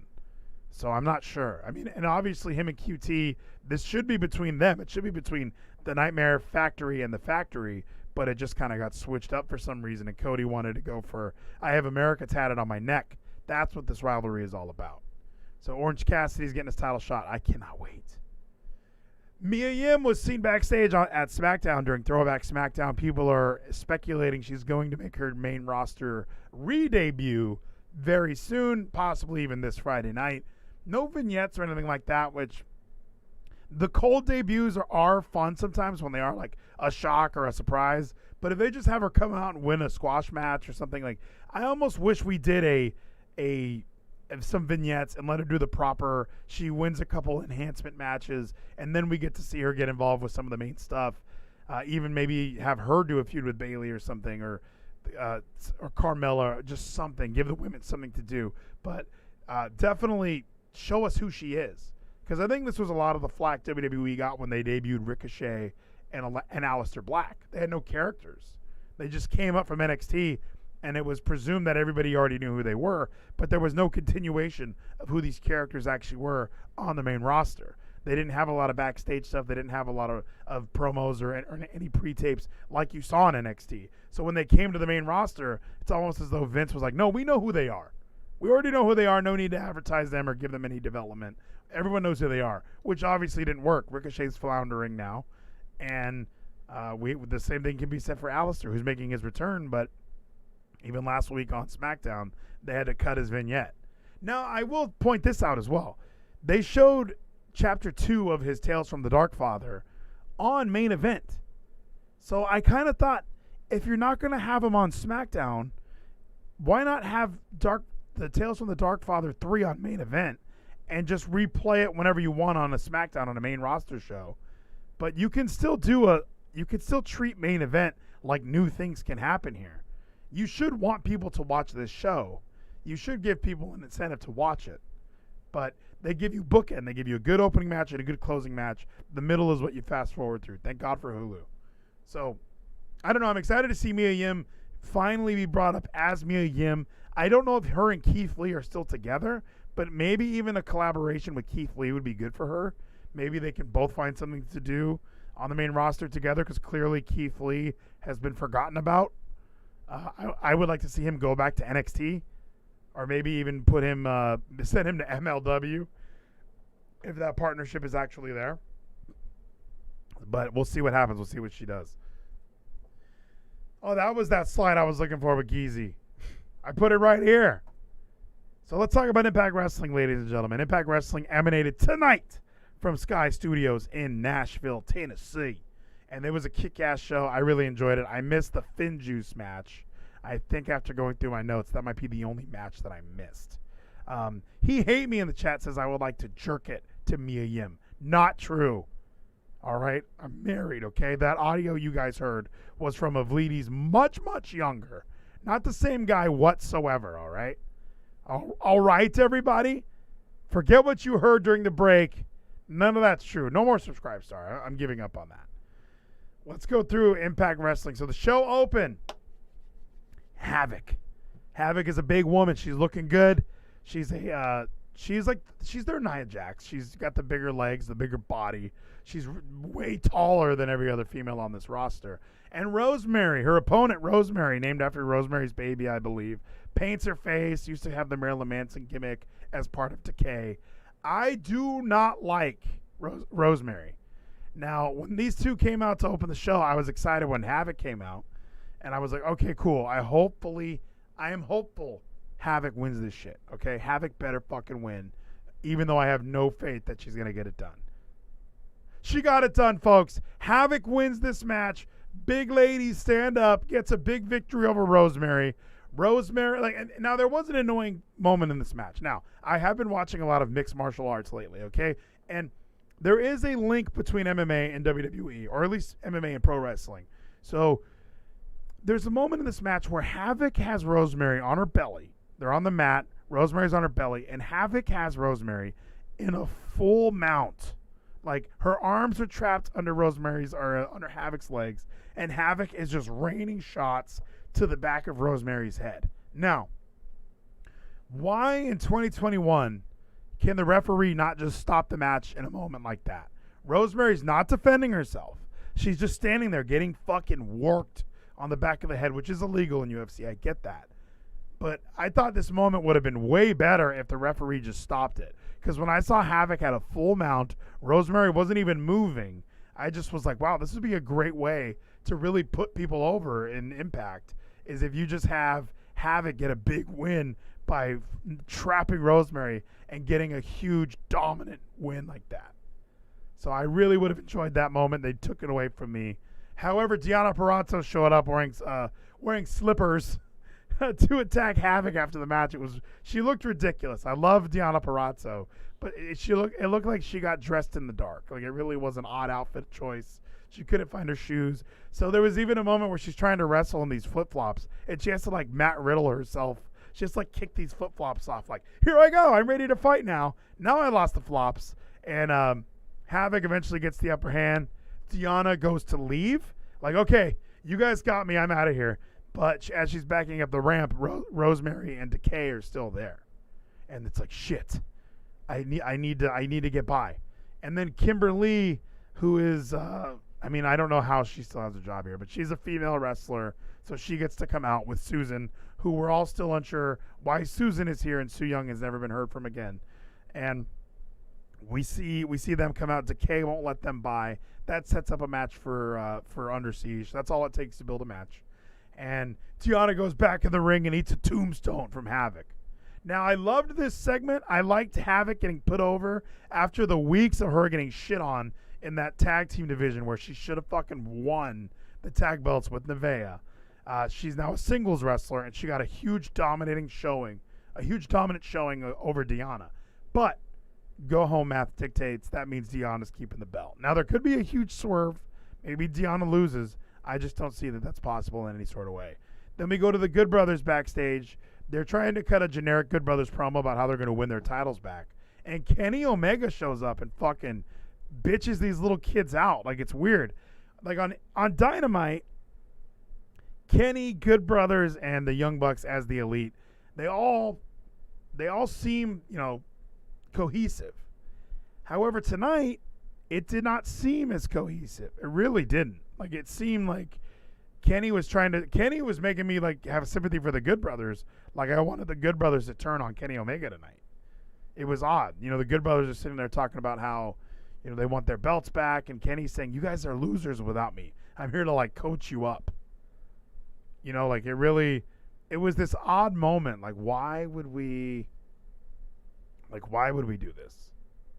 So, odd moment, really interesting. Like, I wonder if they're teasing anything with that. But I can't wait. I can't wait to see where it goes. But Omega says he's going to make sure these guys get back on track. He's Coach Kenny now. So Coach Kenny's going to make sure that his boys get back on track because they have a 6-man tag match at Under Siege. So I'm interested to see what that leads to. Up next, my kind of match, X Division Scramble. Petey Williams, El Phantasmo, TJP, Rohit Raju, AC Romero, and Ace Austin. Petey Williams, Maple Leaf Muscle. I do like that they credit him now. Like, one of his career accolades is the inventor of the Canadian Destroyer, because everyone does that move now. Everyone took his move. We see Penta do it constantly. Young Bucks do it. Everybody does a Canadian Destroyer. Like, it really just, he was the first guy to do that move. Like, you don't see everyone running around doing the rock bottom or the stunner. Some people do the stunner, but not everybody. And when people do it, it's the end of the match. Now in wrestling, you can do it, and the guy will kick out. Don't worry about it. Panama City Sunrise. Everyone does it. Exhibition Scramble, Petey Williams, El Phantasmo. He is from New Japan Pro Wrestling. He did an amazing job to prove to me why I don't like New Japan very much. There's a moment in this match where he is walking the rope. He's holding TJP's hand, right? He's doing old school Undertaker because apparently he rips off Undertaker constantly. And he's walking the ropes. And, Undertaker walks the ropes to, the middle of the ring and then just jumps down and hits. He's walking the ropes all the way around the fucking ring, like it's a show. And TJP is just standing there going oh, my shoulder, my shoulder. Meanwhile, he's cohesive enough to push this guy off and, take him out of the ring, do something. Now, people are swinging at Phantasmo, and he's jumping and landing on the rope still. It's a circus act. And I feel like me, Jim Cornette, Bruce Pritchard, Vince McMahon, we're all watching this cartoony bullshit going, yep, this is why I hate New Japan. This is why I hate El Phantasmo. This is why I hate Zack Sabre Jr. I need some realism in my wrestling. I know wrestling's fun, and you can do silly things. We believe the Irish whips are real. We believe, a Russian leg sweep is real. I watch Tough Enough. I know it's fake. But when I'm showing somebody wrestling, and my wife's watching this, or my son's watching this, or anyone's watching this, and this guy is just walking around the ring holding TJP's hand, tight walking the ropes, in the worst way. He just looks stupid. And it's just embarrassing. And I watched New Japan. I tried to watch a little NJPW Strong, which is in English, and all of it. To me, it's some of the most unwatchable stuff. Now, when I watch Okada and Tanahashi, I don't feel like I see much of this shit. So if that stuff is there, then yes, I would not like that. But I don't like this El Phantasmo guy. He does the Undertaker pin for the win. I think he's terrible. He sucks. He's getting an X Division title shot. For why? Why? We had Petey Williams almost win this match, and it was looking like, oh, yeah, Petey and Josh Alexander had a tag team match a couple weeks ago. So that would be awesome if we have a battle of the two Canadians. The first Canadian X Division champion, and Petey, I believe he's the first Canadian, and Petey Williams. Come on, catch the buzz, feel the sting. Thank you, Quigley. The elixir bomb is hitting me, bro. I appreciate it. Let's get a sip of water, actually, to celebrate the elixir from Quigley. I'm thirsty tonight. It was a long day. It was a long day driving around South Dallas, East Fort Worth, wherever I needed to go, that's where I was. East Dallas as well. Big city these places are. Quigley just cast an FTW spell. I wanted to see AOC dance. I saved it as a GIF. Why isn't she dancing? The FTW spell, I appreciate it. Fuck the world, bro. Not even for the win. This is fuck the world. This is Taz shit. I hope she dances soon because it's not moving. Let's move on. Scott D'Amore is in his office, all right? He's talking with Susan and Kimberly. They want a match with Tennille Dashwood and Taylor Wilde at Under Siege. So, of course, book it. I don't know why Susan and Kimberly wanted this match because I thought they were going to do something with Rosemary. But they have been building this up. Taylor Wilde is getting ready for her title shot. So everyone hold tight because it's coming. We all see it coming. She's going to fight Deonna Purrazzo either at Against All Odds or at Slammiversary, which I cannot wait to see. Violent by Design is then cutting a promo backstage. They're just talking about how failure needs to be removed from their vocabulary. Now, I feel like I haven't seen these guys in a couple weeks. I don't know. They don't really have a storyline going on at all right now. So I'm interested to see, because I know Eli got hurt. I think he's going to be out for a while as far as in-ring activity goes. So he's going to have to be kind of coaching these three guys. But you can do stuff with them. I really like Eli, by the way. We got to cheer. We got to cheer for I'm Corey. Thank you so much for the 100 bits, my friend. I appreciate it, Corey. We're talking about some Impact Wrestling that went down tonight. Sonic_Gino says, what about Fuck the World? We never got to see Taz take Darby to FTW World. Yeah, I don't know why. Well, Sting showed up, and they just were like, you know what? Let's do Darby, and Sting will be best friends. That'll be way more fun. So, again, thank you. I'm Corey. Thank you, Gino, for subscribing to the channel on Trovo. Twitch and Trovo, those are the best places to be. He Hate Me says, Vleeties, please turn on TT. Let's do it! Quigley, thank you so much for subscribing on Twitch. I appreciate it. Scared the shit out of me. You've been subscribed for 10 months. I appreciate it. He Hate Me says, please turn on TTS. That's not a thing, dude. There's no way to turn that on. That's a Trovo. That's written into the code on Trovo. Twitch doesn't have such a benefit. You can do sound alerts for bits on Twitch. You can do cheering on Twitch. Those are really the only things to do on Twitch. However, that TTS, that's only on Trovo. I don't know who made Trovo, but they made sure TTS was exclusive to there. But I appreciate you subbing on both. You are the man. And I don't hate you, all right? He hate you, whoever he is a real dick. I better not be Willie Mack or Sam Beal. Those are my guys. And they had a squash match tonight. Sam Beal got some offense in on Willie Mack, but this was clearly just kind of to set up. W. Morrissey beat Sam Beal. Now Willie Mack beats Sam Beal. Willie Mack, big black dude, kick-ass guy. Look, I always refer to him as the Black Samoa Joe because I remember when we saw this guy in L.A. a few times when I lived in L.A. in like 2012, 2013. Willie Mack was on the indie scene down there, and I would see him in Empire Wrestling Federation, Wrestling Care, some of the shows I would go to. He was there, and he was awesome. Championship Wrestling from Hollywood. And I remember always thinking, like, why isn't this guy getting the same treatment as Samoa Joe? Another heavy-set man who moves like a cruiserweight. It's really fun to watch. So I was wondering when that was ever going to happen. Here we are. I get Willie Mack in a major storyline with W. Morrissey. W. Morrissey, obviously, for those who are unaware, formerly known as Big Cass in the WWE. He's in the best shape of his life. He's working more like a big man than ever. I can't wait to see him and Willie Mack tear it down at Under Siege, and we will make predictions on that immediately following this recap. So we go to Swingers Palace. Palace. That's where we went. Thirsty tonight. See what I'm saying, guys? We go to Swingers Palace. Johnny Swingers backstage with everybody. He has his little casino gimmick. I used to really hate this, but maybe it's just wrestling. It grows on you, man. Gino used to tell me, how great is this shit? And I was like, oh, I hate this. And now I'm at the point where the music's playing in the background and I'm bobbing my head. I'm like, okay, I'm liking Swingers Palace now. I'm a big fan of Swingers Palace. I'm just moving around with it. I'm like, this is great. So at Swingers Palace, we learned that Alicia Edwards is now one of the employees for Johnny Swinger. Alicia Edwards, she does a good job at looking like the lady who's been at the casino too long, just smoking cigarettes and getting free drinks, and she's just getting fucked up playing slots all night. Or she's playing like video poker at the bar. TJP comes in, Madman Fulton and Ace Austin, like everybody comes in. Everyone who was just in this X Division Scramble, TJP, Ace Austin, AC Romero, Rohit, all these guys show up, and it's like, what? Like, what are the odds on us getting tag team title shots? Who's going to be number one contenders for Finjuice? And we get a match booked. We get a match booked between TJP looks over at Petey Williams like, hey, we don't have partners. You want to be partners? So now they're going to be partners. AC Romero has Larry D. He's like, we're going to be partners because we're already partners with Triple XL. Rohit looks at Shira. He's like, we're partners. And then Madman Fulton and Ace Austin are like, no, we're partners. So everybody's got a partner. We got a fatal four-way set up for the pay-per-view. I can't wait to see that. However, Good Brothers, where's their title shot at? What's happening here? Don't leave out the Good Brothers, okay? They're important as well. So let's go to David Finlay and Juice Robinson are backstage with Eddie Edwards. This is just kind of a weird, like, I'm a good guy promo.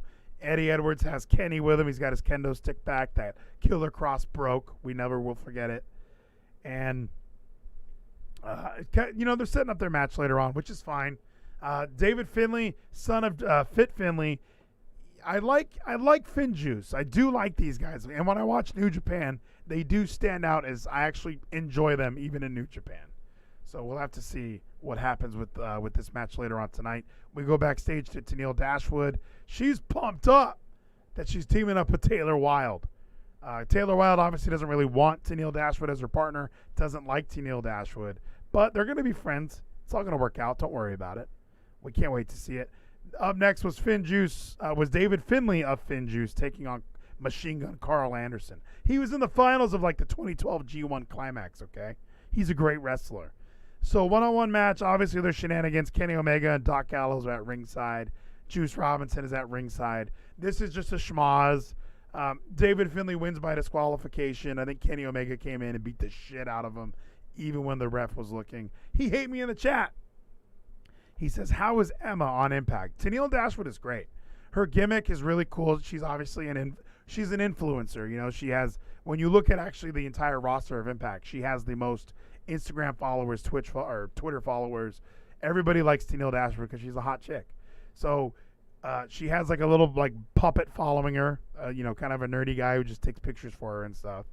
And she had a title shot last month, and, you know, there wasn't a real opportunity that she was going to win it, but I think she's doing really well in Impact. Like, I can't imagine her getting lost in the shuffle if she goes to AEW. So I think that she belongs on Impact. And I think she's constantly being used. Since I've been watching this show, she's been on it. It's not like WWE where, you know, I haven't seen Carmella in a few weeks. You know, we didn't see Peyton Royce until she was on Raw Talk. So, I mean, there's even other women on the show that when they pop up, I go, oh, yeah. Like, this is a company that has a 30 women's Royal Rumble. So, I mean, they have women on this show, but we get to see 5 or 6 of them every episode. So, they have a lot more women than they let on. But Tennille Dashwood is constantly in some sort of a storyline, whether that was with, I mean, she's the reason Havoc and Nevaeh broke up in a lot of ways. She's always doing something. So I think that's good for her. Let's keep going through this show. Chris Sabin was being hyped up as a possible challenger for Kenny Omega. I would love to see that. We moved to a this was actually a pretty fun match. Brian Myers versus Crazy Steve. My neighbor was in my apartment while I was trying to watch this. And I actually really enjoyed this match. I thought it was fun. And we're building towards Brian Myers versus Black Taru at Under Siege. Black Taru wears a big boar's head, all right? He's like a Taurus or some shit. He's pretty scary. Nathan Weller would not like this guy. Brian Myers gets the victory. You know, obviously Brian Myers had to cheat, and then he gets laid out by Black Taru, right? Isn't that what happens? Yeah, they lay out Brian Myers, and they put like a tarot card on top of him saying that he's going to die, which is pretty fucking, it's pretty gnar, bro. I don't know if that's good. I think that's pretty bad. But moving on to the main event, the 6-man tag team match. I already talked about it, everybody. Chris Bay, Sami Callihan, and Moose are ready to tear the house down. I think last night I predicted the heels would win this match because a babyface was going to win at the pay-per-view. However, I think I'm changing my tune to that. Matt Cardona, Trey Miguel, and Chris Sabin are on the babyface side. Who is Matt Cardona?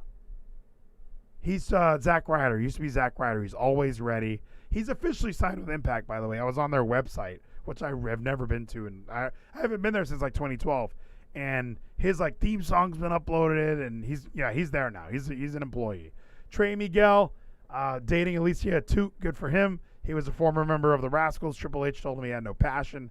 He had a pretty weak last man standing match with Sami Callihan at the last showing at Rebellion.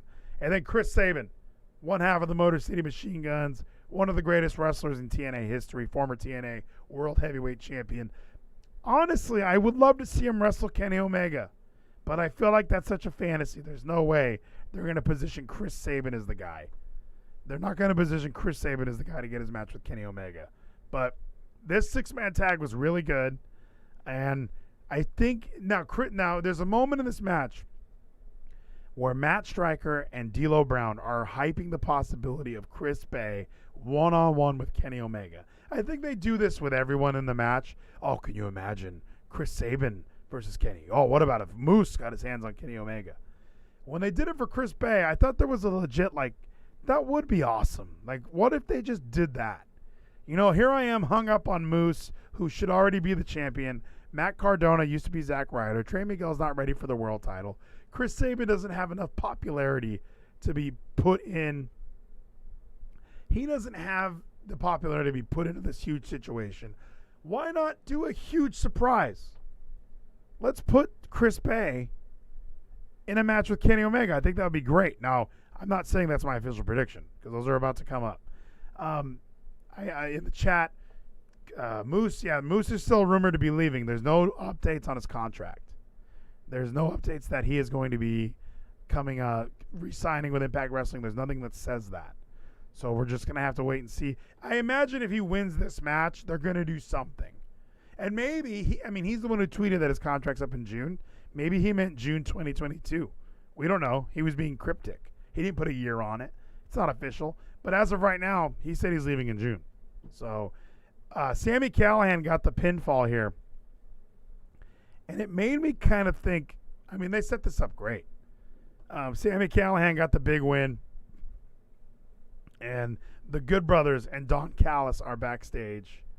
And Don Callis looks kind of like worried at how dangerous Sami Callihan looked.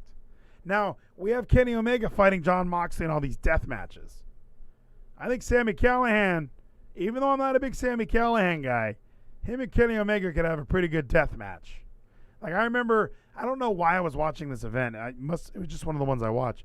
Rich Swann versus Sami Callihan, where somebody did like a pedigree on Legos. And I was like, that looks like the most painful fucking thing in the world. So I'm all for it. I don't like Sami Callihan, but he looked really good tonight. He was kind of winning me over. Like I said, make me watch it enough times and I'm probably just going to start liking it.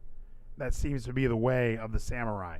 So, great episode of Impact. Again, today's Thursday. I will go through my shows, every show that I watch, and I'm going to have to puzzle them and see which one was the best. I watched a lot of NWA this week. I'm not caught up on NWA. So, once I get caught up, they're going to be added into the ranking system. MLW is off until July, so there's going to be no MLWs to rank for a minute. So we're really looking at only the main shows, I think. I'm looking at AEW, Impact, Raw, SmackDown, NXT. I think those are really the only ones. 205 Live was really good. So fitting those wherever we can. But before we get into our rankings, we do have a pay-per-view. We got ourselves a pay-per-view this Saturday. Let's see. He hate me again. He dominated this chat tonight. I will finish watching Lucha Underground. I like Lucha Underground. I think what happened last time I was watching it, I noticed how bouncy the ring was, and for some reason it just took me out of it for a night. I'll get back into it eventually, but I really love the stories. I really like the character development. I feel like Raw should watch a little Lucha Underground to figure out what they're fucking doing. Sonic Gino also mentioned that Bay is Bay. He is. There's just no denying that. Chris Bay rules. I really like the Ultimate Finesser. He's great. And then, NXT UK will also be making its way into the rotation. I want to watch that gauntlet match they just had. They had that female gauntlet match on the show today, and I kind of am curious because I like what's her name? I like their champion too. It's not good that I forgot her name, but I like the women's champion over there in Kaylee Ray. I think her name is Kylie Ray. I like her as their champion. She's a really good women's champion for that company. So. Let's take a sip of water, ladies and gentlemen. Let's take a sip. Let's hit play on iTunes real quick so I can take a sip of water. A diva. She's like, is she hotter than Eve? No, she's not hotter. If Eve had a sex tape, I don't think I could jerk off to it. All right. We'll leave it at that. So here we are, ladies and gentlemen. Let's make a prediction. Let's go into Impact. Oh, wait. No, let's go to Impact first. We'll do those after. Ladies and gentlemen, Under Siege is taking place this Saturday on Impact Plus. $7.99 a month. I don't have a promo code for it, but eventually I will. Maybe one day. Scott Demore unblocked me on Twitter. So I'm in good graces with this company right now. And I swear to God, if any of you know people that watch Impact Wrestling, you tell them where to find me, okay? I feel like I'm the only Impact Wrestling podcast alive right now. In fact, what I should be doing is not talking any WWE at all on Thursdays and doing the official Impact Wrestling podcast. That should be it.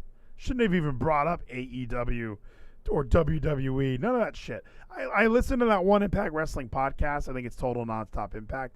And it was so interesting to hear them talk about WrestleMania because one guy who watched it asked the other two people on the show if he watched it. And they both said, no, I don't watch that stuff anymore. Like, there's people in this world that exist that watch TNA that don't watch WWE.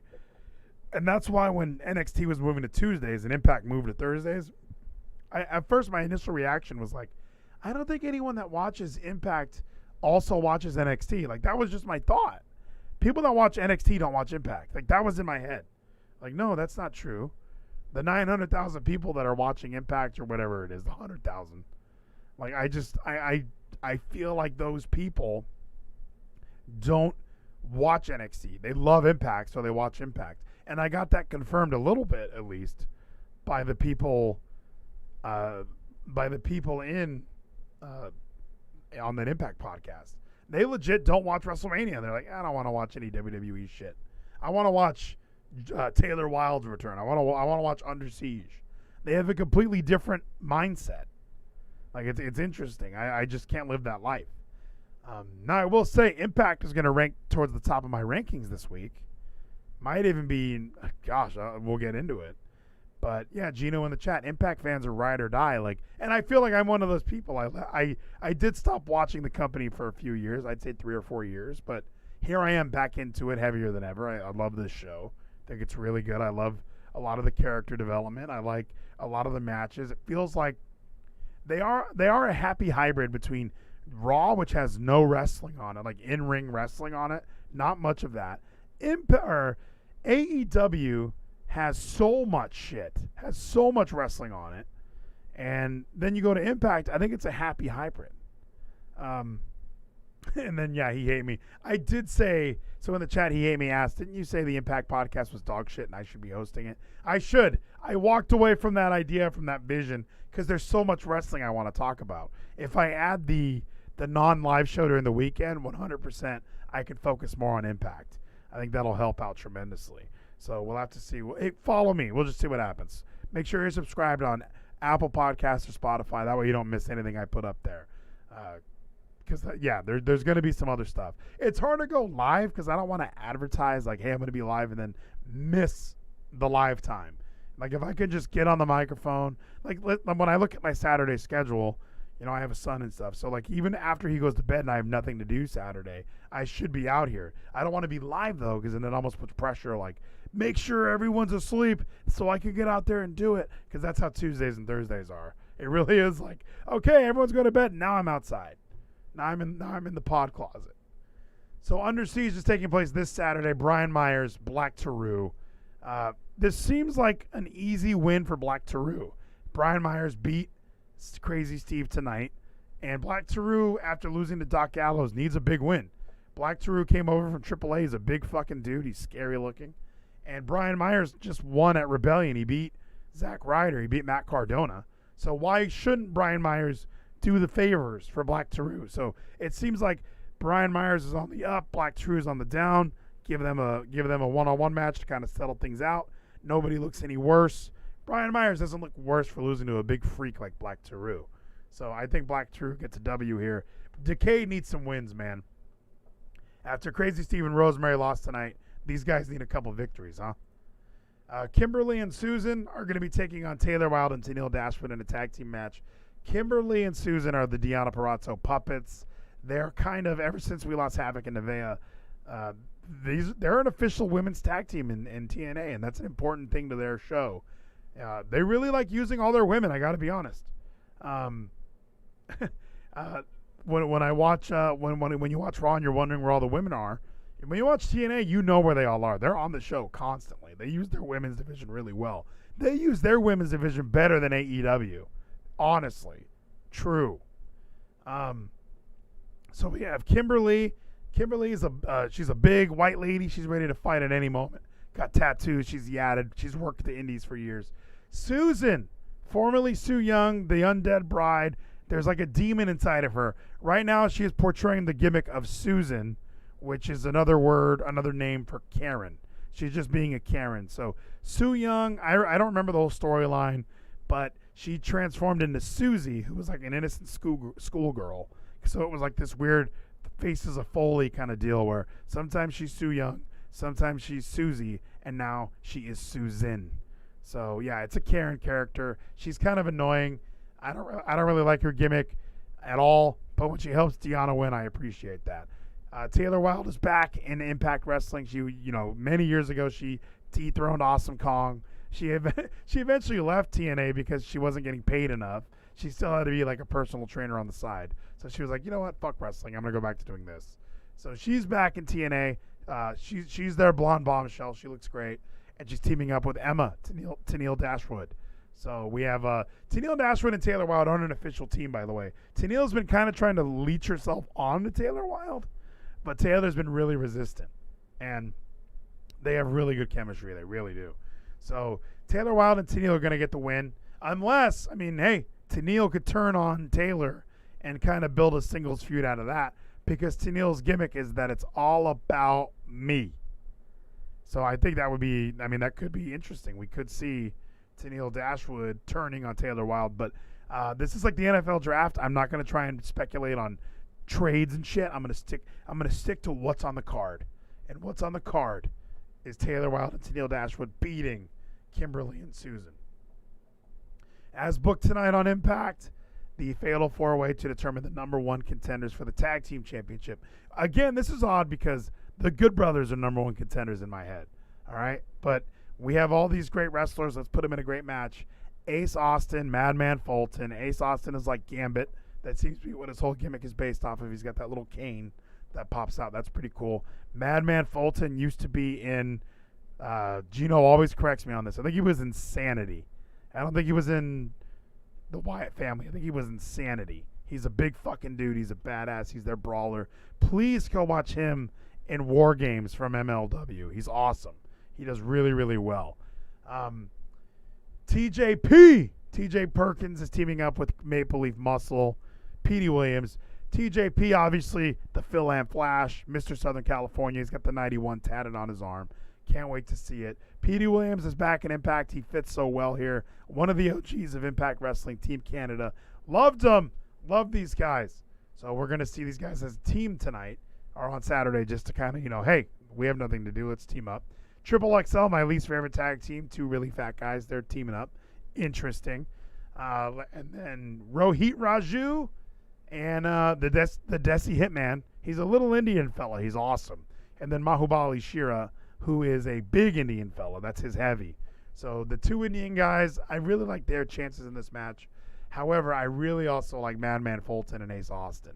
And that's my official pick, is Madman Fulton and Ace Austin. I think that if you have Finjuice still as champions, you can plug in Ace Austin and Madman Fulton, and then you can also have the Good Brothers coming at them saying, when we showed up here in Impact Wrestling a year ago, we beat you guys. So we should be number one contenders. Triple threat for the belt. Going to be awesome. I can't wait to see it. I'm picking Ace Austin and Madman Fulton. Good win for these guys. Plus, I listened to Ace Austin on Chris Van Vliet, and Ace Austin deserves some victories, my friends. W. Morrissey, formerly Big Cass, is taking on Willie Mack for just, no reason. Just a grudge match. Willie Mack was tossed around like a sack of potatoes by W. Morrissey at Rebellion. So Morrissey's looking to get his first, I think he beat Sam Beal, obviously, so that was a singles win. But I think W. Morrissey gets another victory here over Willie Mack. We're establishing him, all right? He needs some wins. Willie Mack hasn't really been used in a prominent way lately, so he makes sense putting over W. Morrissey.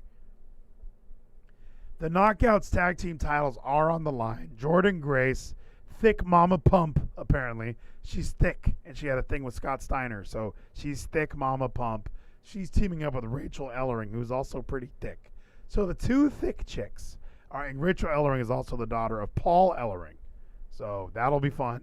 And they're teaming up. They're the champions. They're defending against the former champions. Tasha Steelz and Kiera Hogan, Faya and Flava. Two feisty, kick-ass black women. Really good in the ring. I really like both of them. Tasha Steelz, I watched her in NWA. It took me a while to come around, and she grew on me. Kiera Hogan, when I remember tuning into Impact a few years ago, and she was like hanging out with, I think Sue Young or like Allie or something, and I didn't really get it. And now that she is in this tag team showing her personality, she's great. So I'm excited to watch this tag team match. Rachel and Jordan just got these fucking belts at Rebellion. So Rebellion was like 4 weeks ago. So I don't think there's any way they're losing these belts that soon. I think they got to hold on to them for a little bit. Rachel needs to establish herself a little bit more. She's still really new in this company, so why not give her a big win right here on pay-per-view, or on Impact Plus, rather. 6-man tag team action. Kenny Omega, the god of all professional wrestling, the belt collector, is teaming up with the Good Brothers, the Biz Cliz. So we have a little Bullet Club reunion here. They're going to be taking on Eddie Edwards and Finjuice. Eddie Edwards, the heart and soul of Impact Wrestling. That was my Josh Matthews impression. Watch Eddie Edwards when he was in the American Wolves. Watch Eddie Edwards when he was in Ring of Honor. He looks so good. This guy that I see now on Impact is a fucking shell of what we used to get from Eddie Edwards. But he's the heart and soul of Impact Wrestling, I'm being told. And he's teaming up with Finn Juice, NJPW Royalty. And I think that Kenny Omega gets a win here. I think that Eddie Edwards, being kind of one of the representatives of Impact Wrestling, he hates Kenny Omega because Kenny Omega isn't a legit Impact guy and he has the Impact title. I think that Kenny Omega is going to get the big win, get some more heat on Kenny. So that'll be fun. I can't wait to watch that one. That's going to be a good 6-man tag. It seems like Kenny Omega brings his best for these 6-man tag team matches. As we learned tonight, my hero, the X Division champion Josh Alexander, the walking weapon, the Canadian Kurt Angle, he is going to take on El Phantasmo, fucking Tony Nese from New Japan. Oh my gosh. I can't stand El Phantasmo. He better not win the X Division title. Josh Alexander just won this championship at Rebellion, and I would love nothing more than to see him beat El Phantasmo. But I got to be honest, it seems like Impact Wrestling's marketing strategy is having all of their champions lose to foreign promotions, and now their belts are being spread around the world. Like, people in New Japan, I assume, are looking up Impact Wrestling. You know what I mean? Like, they're probably looking up, hey, how come Finjuice has these belts? Oh, Impact Plus, I will get that. It's only 800 yen. Or, yeah, I think that's right. 800 yen. So maybe, because I know that New Japan World is 999 yen.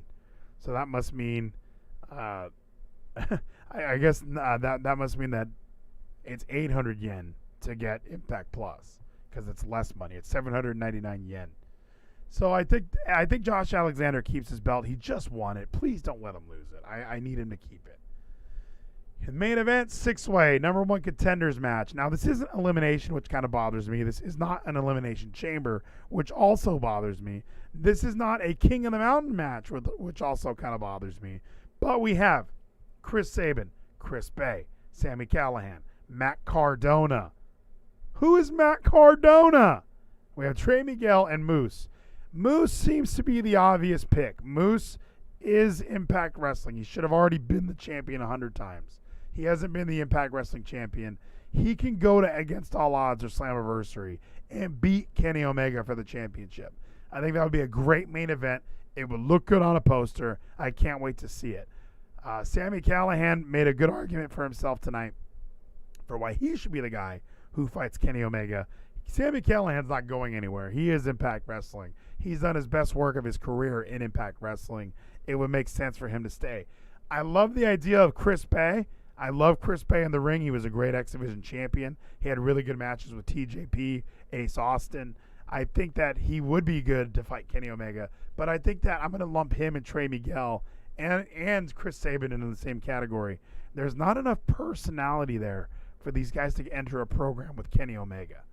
I really don't think there is. Chris Bay he's a really good in-ring wrestler. As far as like what his personality or what his gimmick is, he's the ultimate finesser. He really is. He doesn't do too much, but he's so crisp in the ring. His gimmick is that he's a great wrestler, honestly.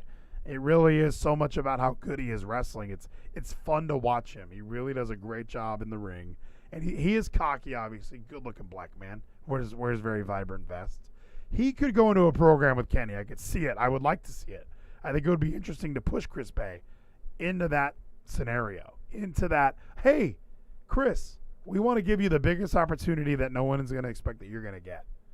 But my realistic opponents are Matt Cardona, just because he's Zack Ryder. You can easily book him as the face of Slammiversary or Against All Odds whenever you have this match. Moose is Moose. I mean, he seems like a shoo-in. He should have been the champion already. I keep saying that. And Sami Callihan, who's not going anywhere, who would have an awesome match with Kenny Omega. I'm picking Moose. It's time. You cannot keep burying Moose. He's in the best shape of his life. He had a great match I hated that match with Rich Swann, okay? I hated him losing to Rich Swann by roll-up. It was a weak match. It made him look like shit. But I gotta go with Moose. I think that June thing. I think he's just saying that. I honestly don't see him going anywhere. I think he's staying in Impact Wrestling. He's wrestled there his entire. I think he did some stuff for Ring of Honor, but most of his wrestling career has been in Impact Wrestling. That's where he belongs, and I hope he stays. So that's Under Siege this Saturday, the day before WrestleMania Backlash. This is a wrestling-packed weekend. So if you're one of these Impact loyalists who are just checking out Vleeties for the Impact predictions, I also watch WWE, all right? I know there's other Impact Wrestling podcasts that make themselves not allowed. They say, hey, we're not allowed to watch WWE, okay? So they don't do it. I watch them both. And I watch MLW and NWA and all of them. Coming up this Tuesday on the USA Network, WWE NXT is live from the Capitol Wrestling Center. Zoe Stark and Toni Storm are going to finish their rivalry, assumedly. Toni Storm, since coming to like the United States version of NXT, I have not really gotten it. I have not really liked her as much as I did when she was in NXT UK. She's a good-looking blonde chick. She kind of has a punk rock gimmick in a lot of ways. Zoe Stark is like wholesome. I think she's a mom. She seems like a mom to me. And they brought in Zoe Stark as this underdog. They brought her in like she just seemed like a jobber. She dresses like a jobber.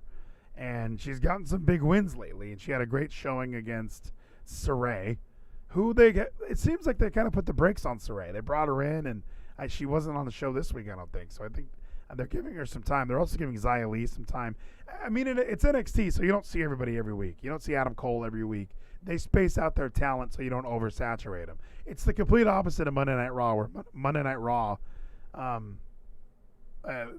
Raw is like, hey, you remember Drew McIntyre? Opening segment, closing segment, back from the commercial break, middle of the show, top of the hour. Like every fucking minute you need to be reminded Drew McIntyre's on Raw. And Bobby Lashley's on Raw. So I'm not sure where that comes from on the main roster, but Triple H knows, spread the shit out. Don't oversaturate the characters. Zoe Stark's been on there quite a bit, though. She's been on the show a lot more than than Toni Storm. So I think Toni Storm gets a big win. Zoe Stark is awesome, and she's a great babyface, but she gains nothing from a victory, I feel. She's still new to the company, so it'll be nice to just have her put over Toni, because Toni needs a win. Toni can challenge Raquel soon, because Raquel's doing that UFC gimmick I talked about. Raquel Gonzalez is not a heel. She's not a babyface, and she can wrestle Mercedes Martinez, who's a heel. She can wrestle Toni Storm, who's a heel. She can then easily move on to a program with Zoe Stark, Saray, babyfaces. She can wrestle them all, which is great. So I'm picking Toni Storm this Tuesday on USA. Steel cage match, everybody. I love a steel cage match. And I love Johnny Gargano, and I love Bronson Reed right now. This is going to be a fun one. For some reason, all of this tells me Johnny Gargano just stays champion. They are pushing Bronson Reed in a way where having that belt might help him out. But Johnny Gargano is just the perfect champion. He's not going to be NXT champion anytime soon. So I like that he is the North American champion, and I think he's going to keep his belt against the colossal Bronson Reed. Bronson Reed's a big fucking dude, all right? But Johnny Gargano, that means Austin Theory. People are going to help and make sure Johnny Gargano does not lose his fucking championship, all right? There's no way. Nobody will let this guy lose his belt. He's going to keep it for a long, long time. So I think we did it. We talked about Under Siege. We talked about fucking everything, dudes. Talked about Impact tonight. Talked about Quigley. He's throwing stuff in there. Oh, I got some. I'm Corey. I'm so sorry. I hope you're still there on the Twitch chat. I drank from milk bags, damn it. All the milk bags I can get. Oh, my gosh. So let's take a look. Sonny Gino sent us some videos to watch and enjoy. What I'd like to do moving forward, Gino, is play these at the end, because since I am trying to go live on YouTube as well, it helps to put this stuff at the end, because YouTube's going to be like, oh, you have content that's from other YouTubers. Oh, boo-hoo. So then I can just, hey, YouTube, do whatever you want with it, all right? But it'll live on forever on Trovo and Twitch. And I can even cut it out in the middle, too. That's not a big deal. But let me see. I know I got the secret investor. Let's bring this up on the big screen for everybody here. What does this even mean, Gino? I don't even know what this means. I see an NXT logo in the background, so let's take a look. Pumped. Do you know why? Why so? I'm pumped because This is 2 weeks. Mackenzie Mitchell. Yeah, you've been getting all these weird Remember? text messages Had all from these the silent cryptic investor. text I don't know who gave my number out in the first place. I feel like it was, I was going to say Huntley. He doesn't have my number. Must have been Josiah. Must have been. Must have been Yeah, because you've been Josiah. getting these cryptic texts. I don't know what this is, so I don't even know what. Oh, thank you, JT. That'd be great. I don't even know what this is. I don't know what storyline this is about. So this is interesting. Text about the silent investor. Today should be the day that we're going to find out who gave us all of this gorgeous Okay, last final stuff. guess. Who do you think it's going to be? My last guess. I'm going to go. I have no idea what this is. What's next? I've never heard of that. Is this some sort of a talk show on Peacock or on YouTube? I've never heard of this. Ladies! Cameron Grimes to the moon. Cameron Grimes here. Hello! Cameron Grimes. Remember Welcome me? back. Well, to what do we owe the pleasure? Exactly. Well, Welcome ladies, on in. tell you the truth, I'm making money. I've been getting my texts. Wait a minute. I knew it! You're the one Oh, what is this? What is this, Gino? texting me? Well, I got this burner Wait. phone here, and I thought I'd been Burner phone. texting. Hold on, I just want to read like some of the comments and stuff on this video. Like, what is this? It just said, so this is a WWE video. The secret investor is revealed. What's next? May 13th, 2021. Cameron Grimes tries to convince McKinsey and Alicia Taylor that he's the secret investor behind the show, and the real financier emerges. Okay, so this is something people willingly watch. But something messes up, and when I send it, it makes the messages look all weird. I've been getting these weird messages from Wait me. a minute. So you're saying that you were the silent investor all along? Well, you see, ladies, last time I was on here, I didn't want to come on here and strut my stuff, but I was seeing how good the show's been doing, and the set's been looking really good. It looks great, I- right? I knew it was Where's you. Kathy all Kelly along. at? I thought Kathy Kelly was coming back. When are we going to get Kathy Kelly back? What I said- I've never seen this. I didn't even know this thing existed. That sounds like no, because see, this is actually yellow gold. I actually like yellow gold more. See, I think you got all my stuff. Wait a minute. What? This isn't you. Did I text you again? How did she just get a text from the silent investor? How did she get one when he's sitting right there, not on his phone? You just text me. I might have just sent you a text. Wait a second. going on You're here? not the silent investor. But, You guys. I have a strong feeling I know who it is, though. I just got this video. It was me. What? that. What? Damn. Ted. Deviant. These guys better wrestle. I can't have nothing. Cameron Grimes is throwing a massive fit while Mackenzie Mitchell and Alicia Taylor make the weirdest smiley faces I've ever seen in my life. Gino, I don't know how you found this. I don't know how you made it 2 minutes and 53 seconds in. This is some of the oddest shit I've ever watched in my life. I would not have made it this far. I love Cameron Grimes and I love the gimmick with Ted DiBiase. But even these two chicks have to know this is the worst. To the moon.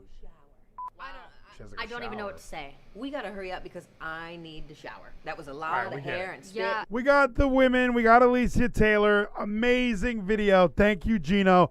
I love Mackenzie Mitchell. Anything with her, I will watch. I love Cameron Grimes. Anything with him, I will watch. This is exactly what we needed, Gino. Thank you so much, everyone, for coming in and hanging out. Let's wrap up this podcast. They're giving me the go-home cue. It's time to ride off into that sunset. I'm heading to California this weekend, which means Sonic_Gino says that damn Ted DiBiase better be in your house. he better be. That's a good point. I would like to see if Ted DiBiase, he doesn't even have to wrestle, but he could at least hey, I'm going to pay somebody to wrestle you, Cameron Grimes. And then Bronson Reed comes out and it's Bronson Reed versus Cameron Grimes.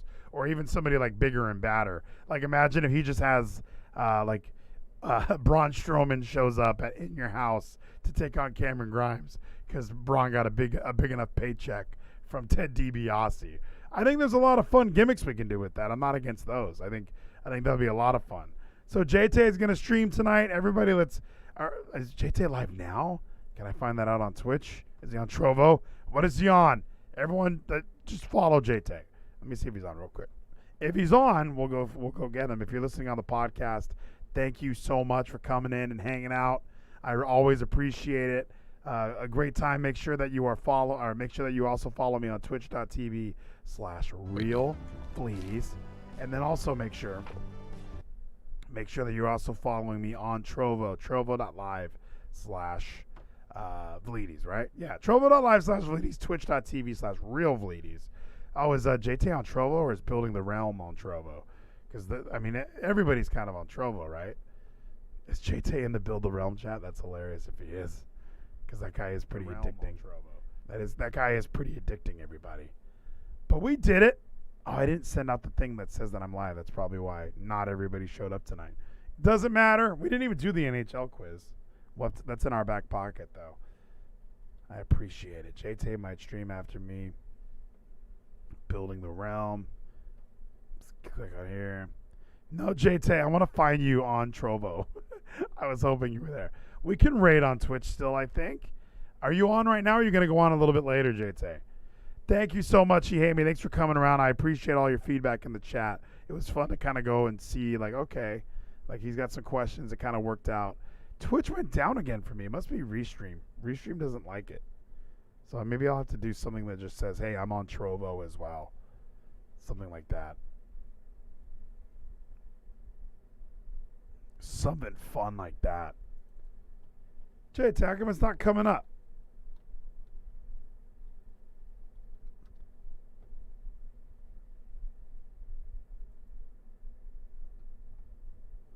JT, put your name in here, bro. Because I thought I followed you at JT, but did you not get JT? Did somebody else get it? Did Ted DiBiase get it? I imagine that he did.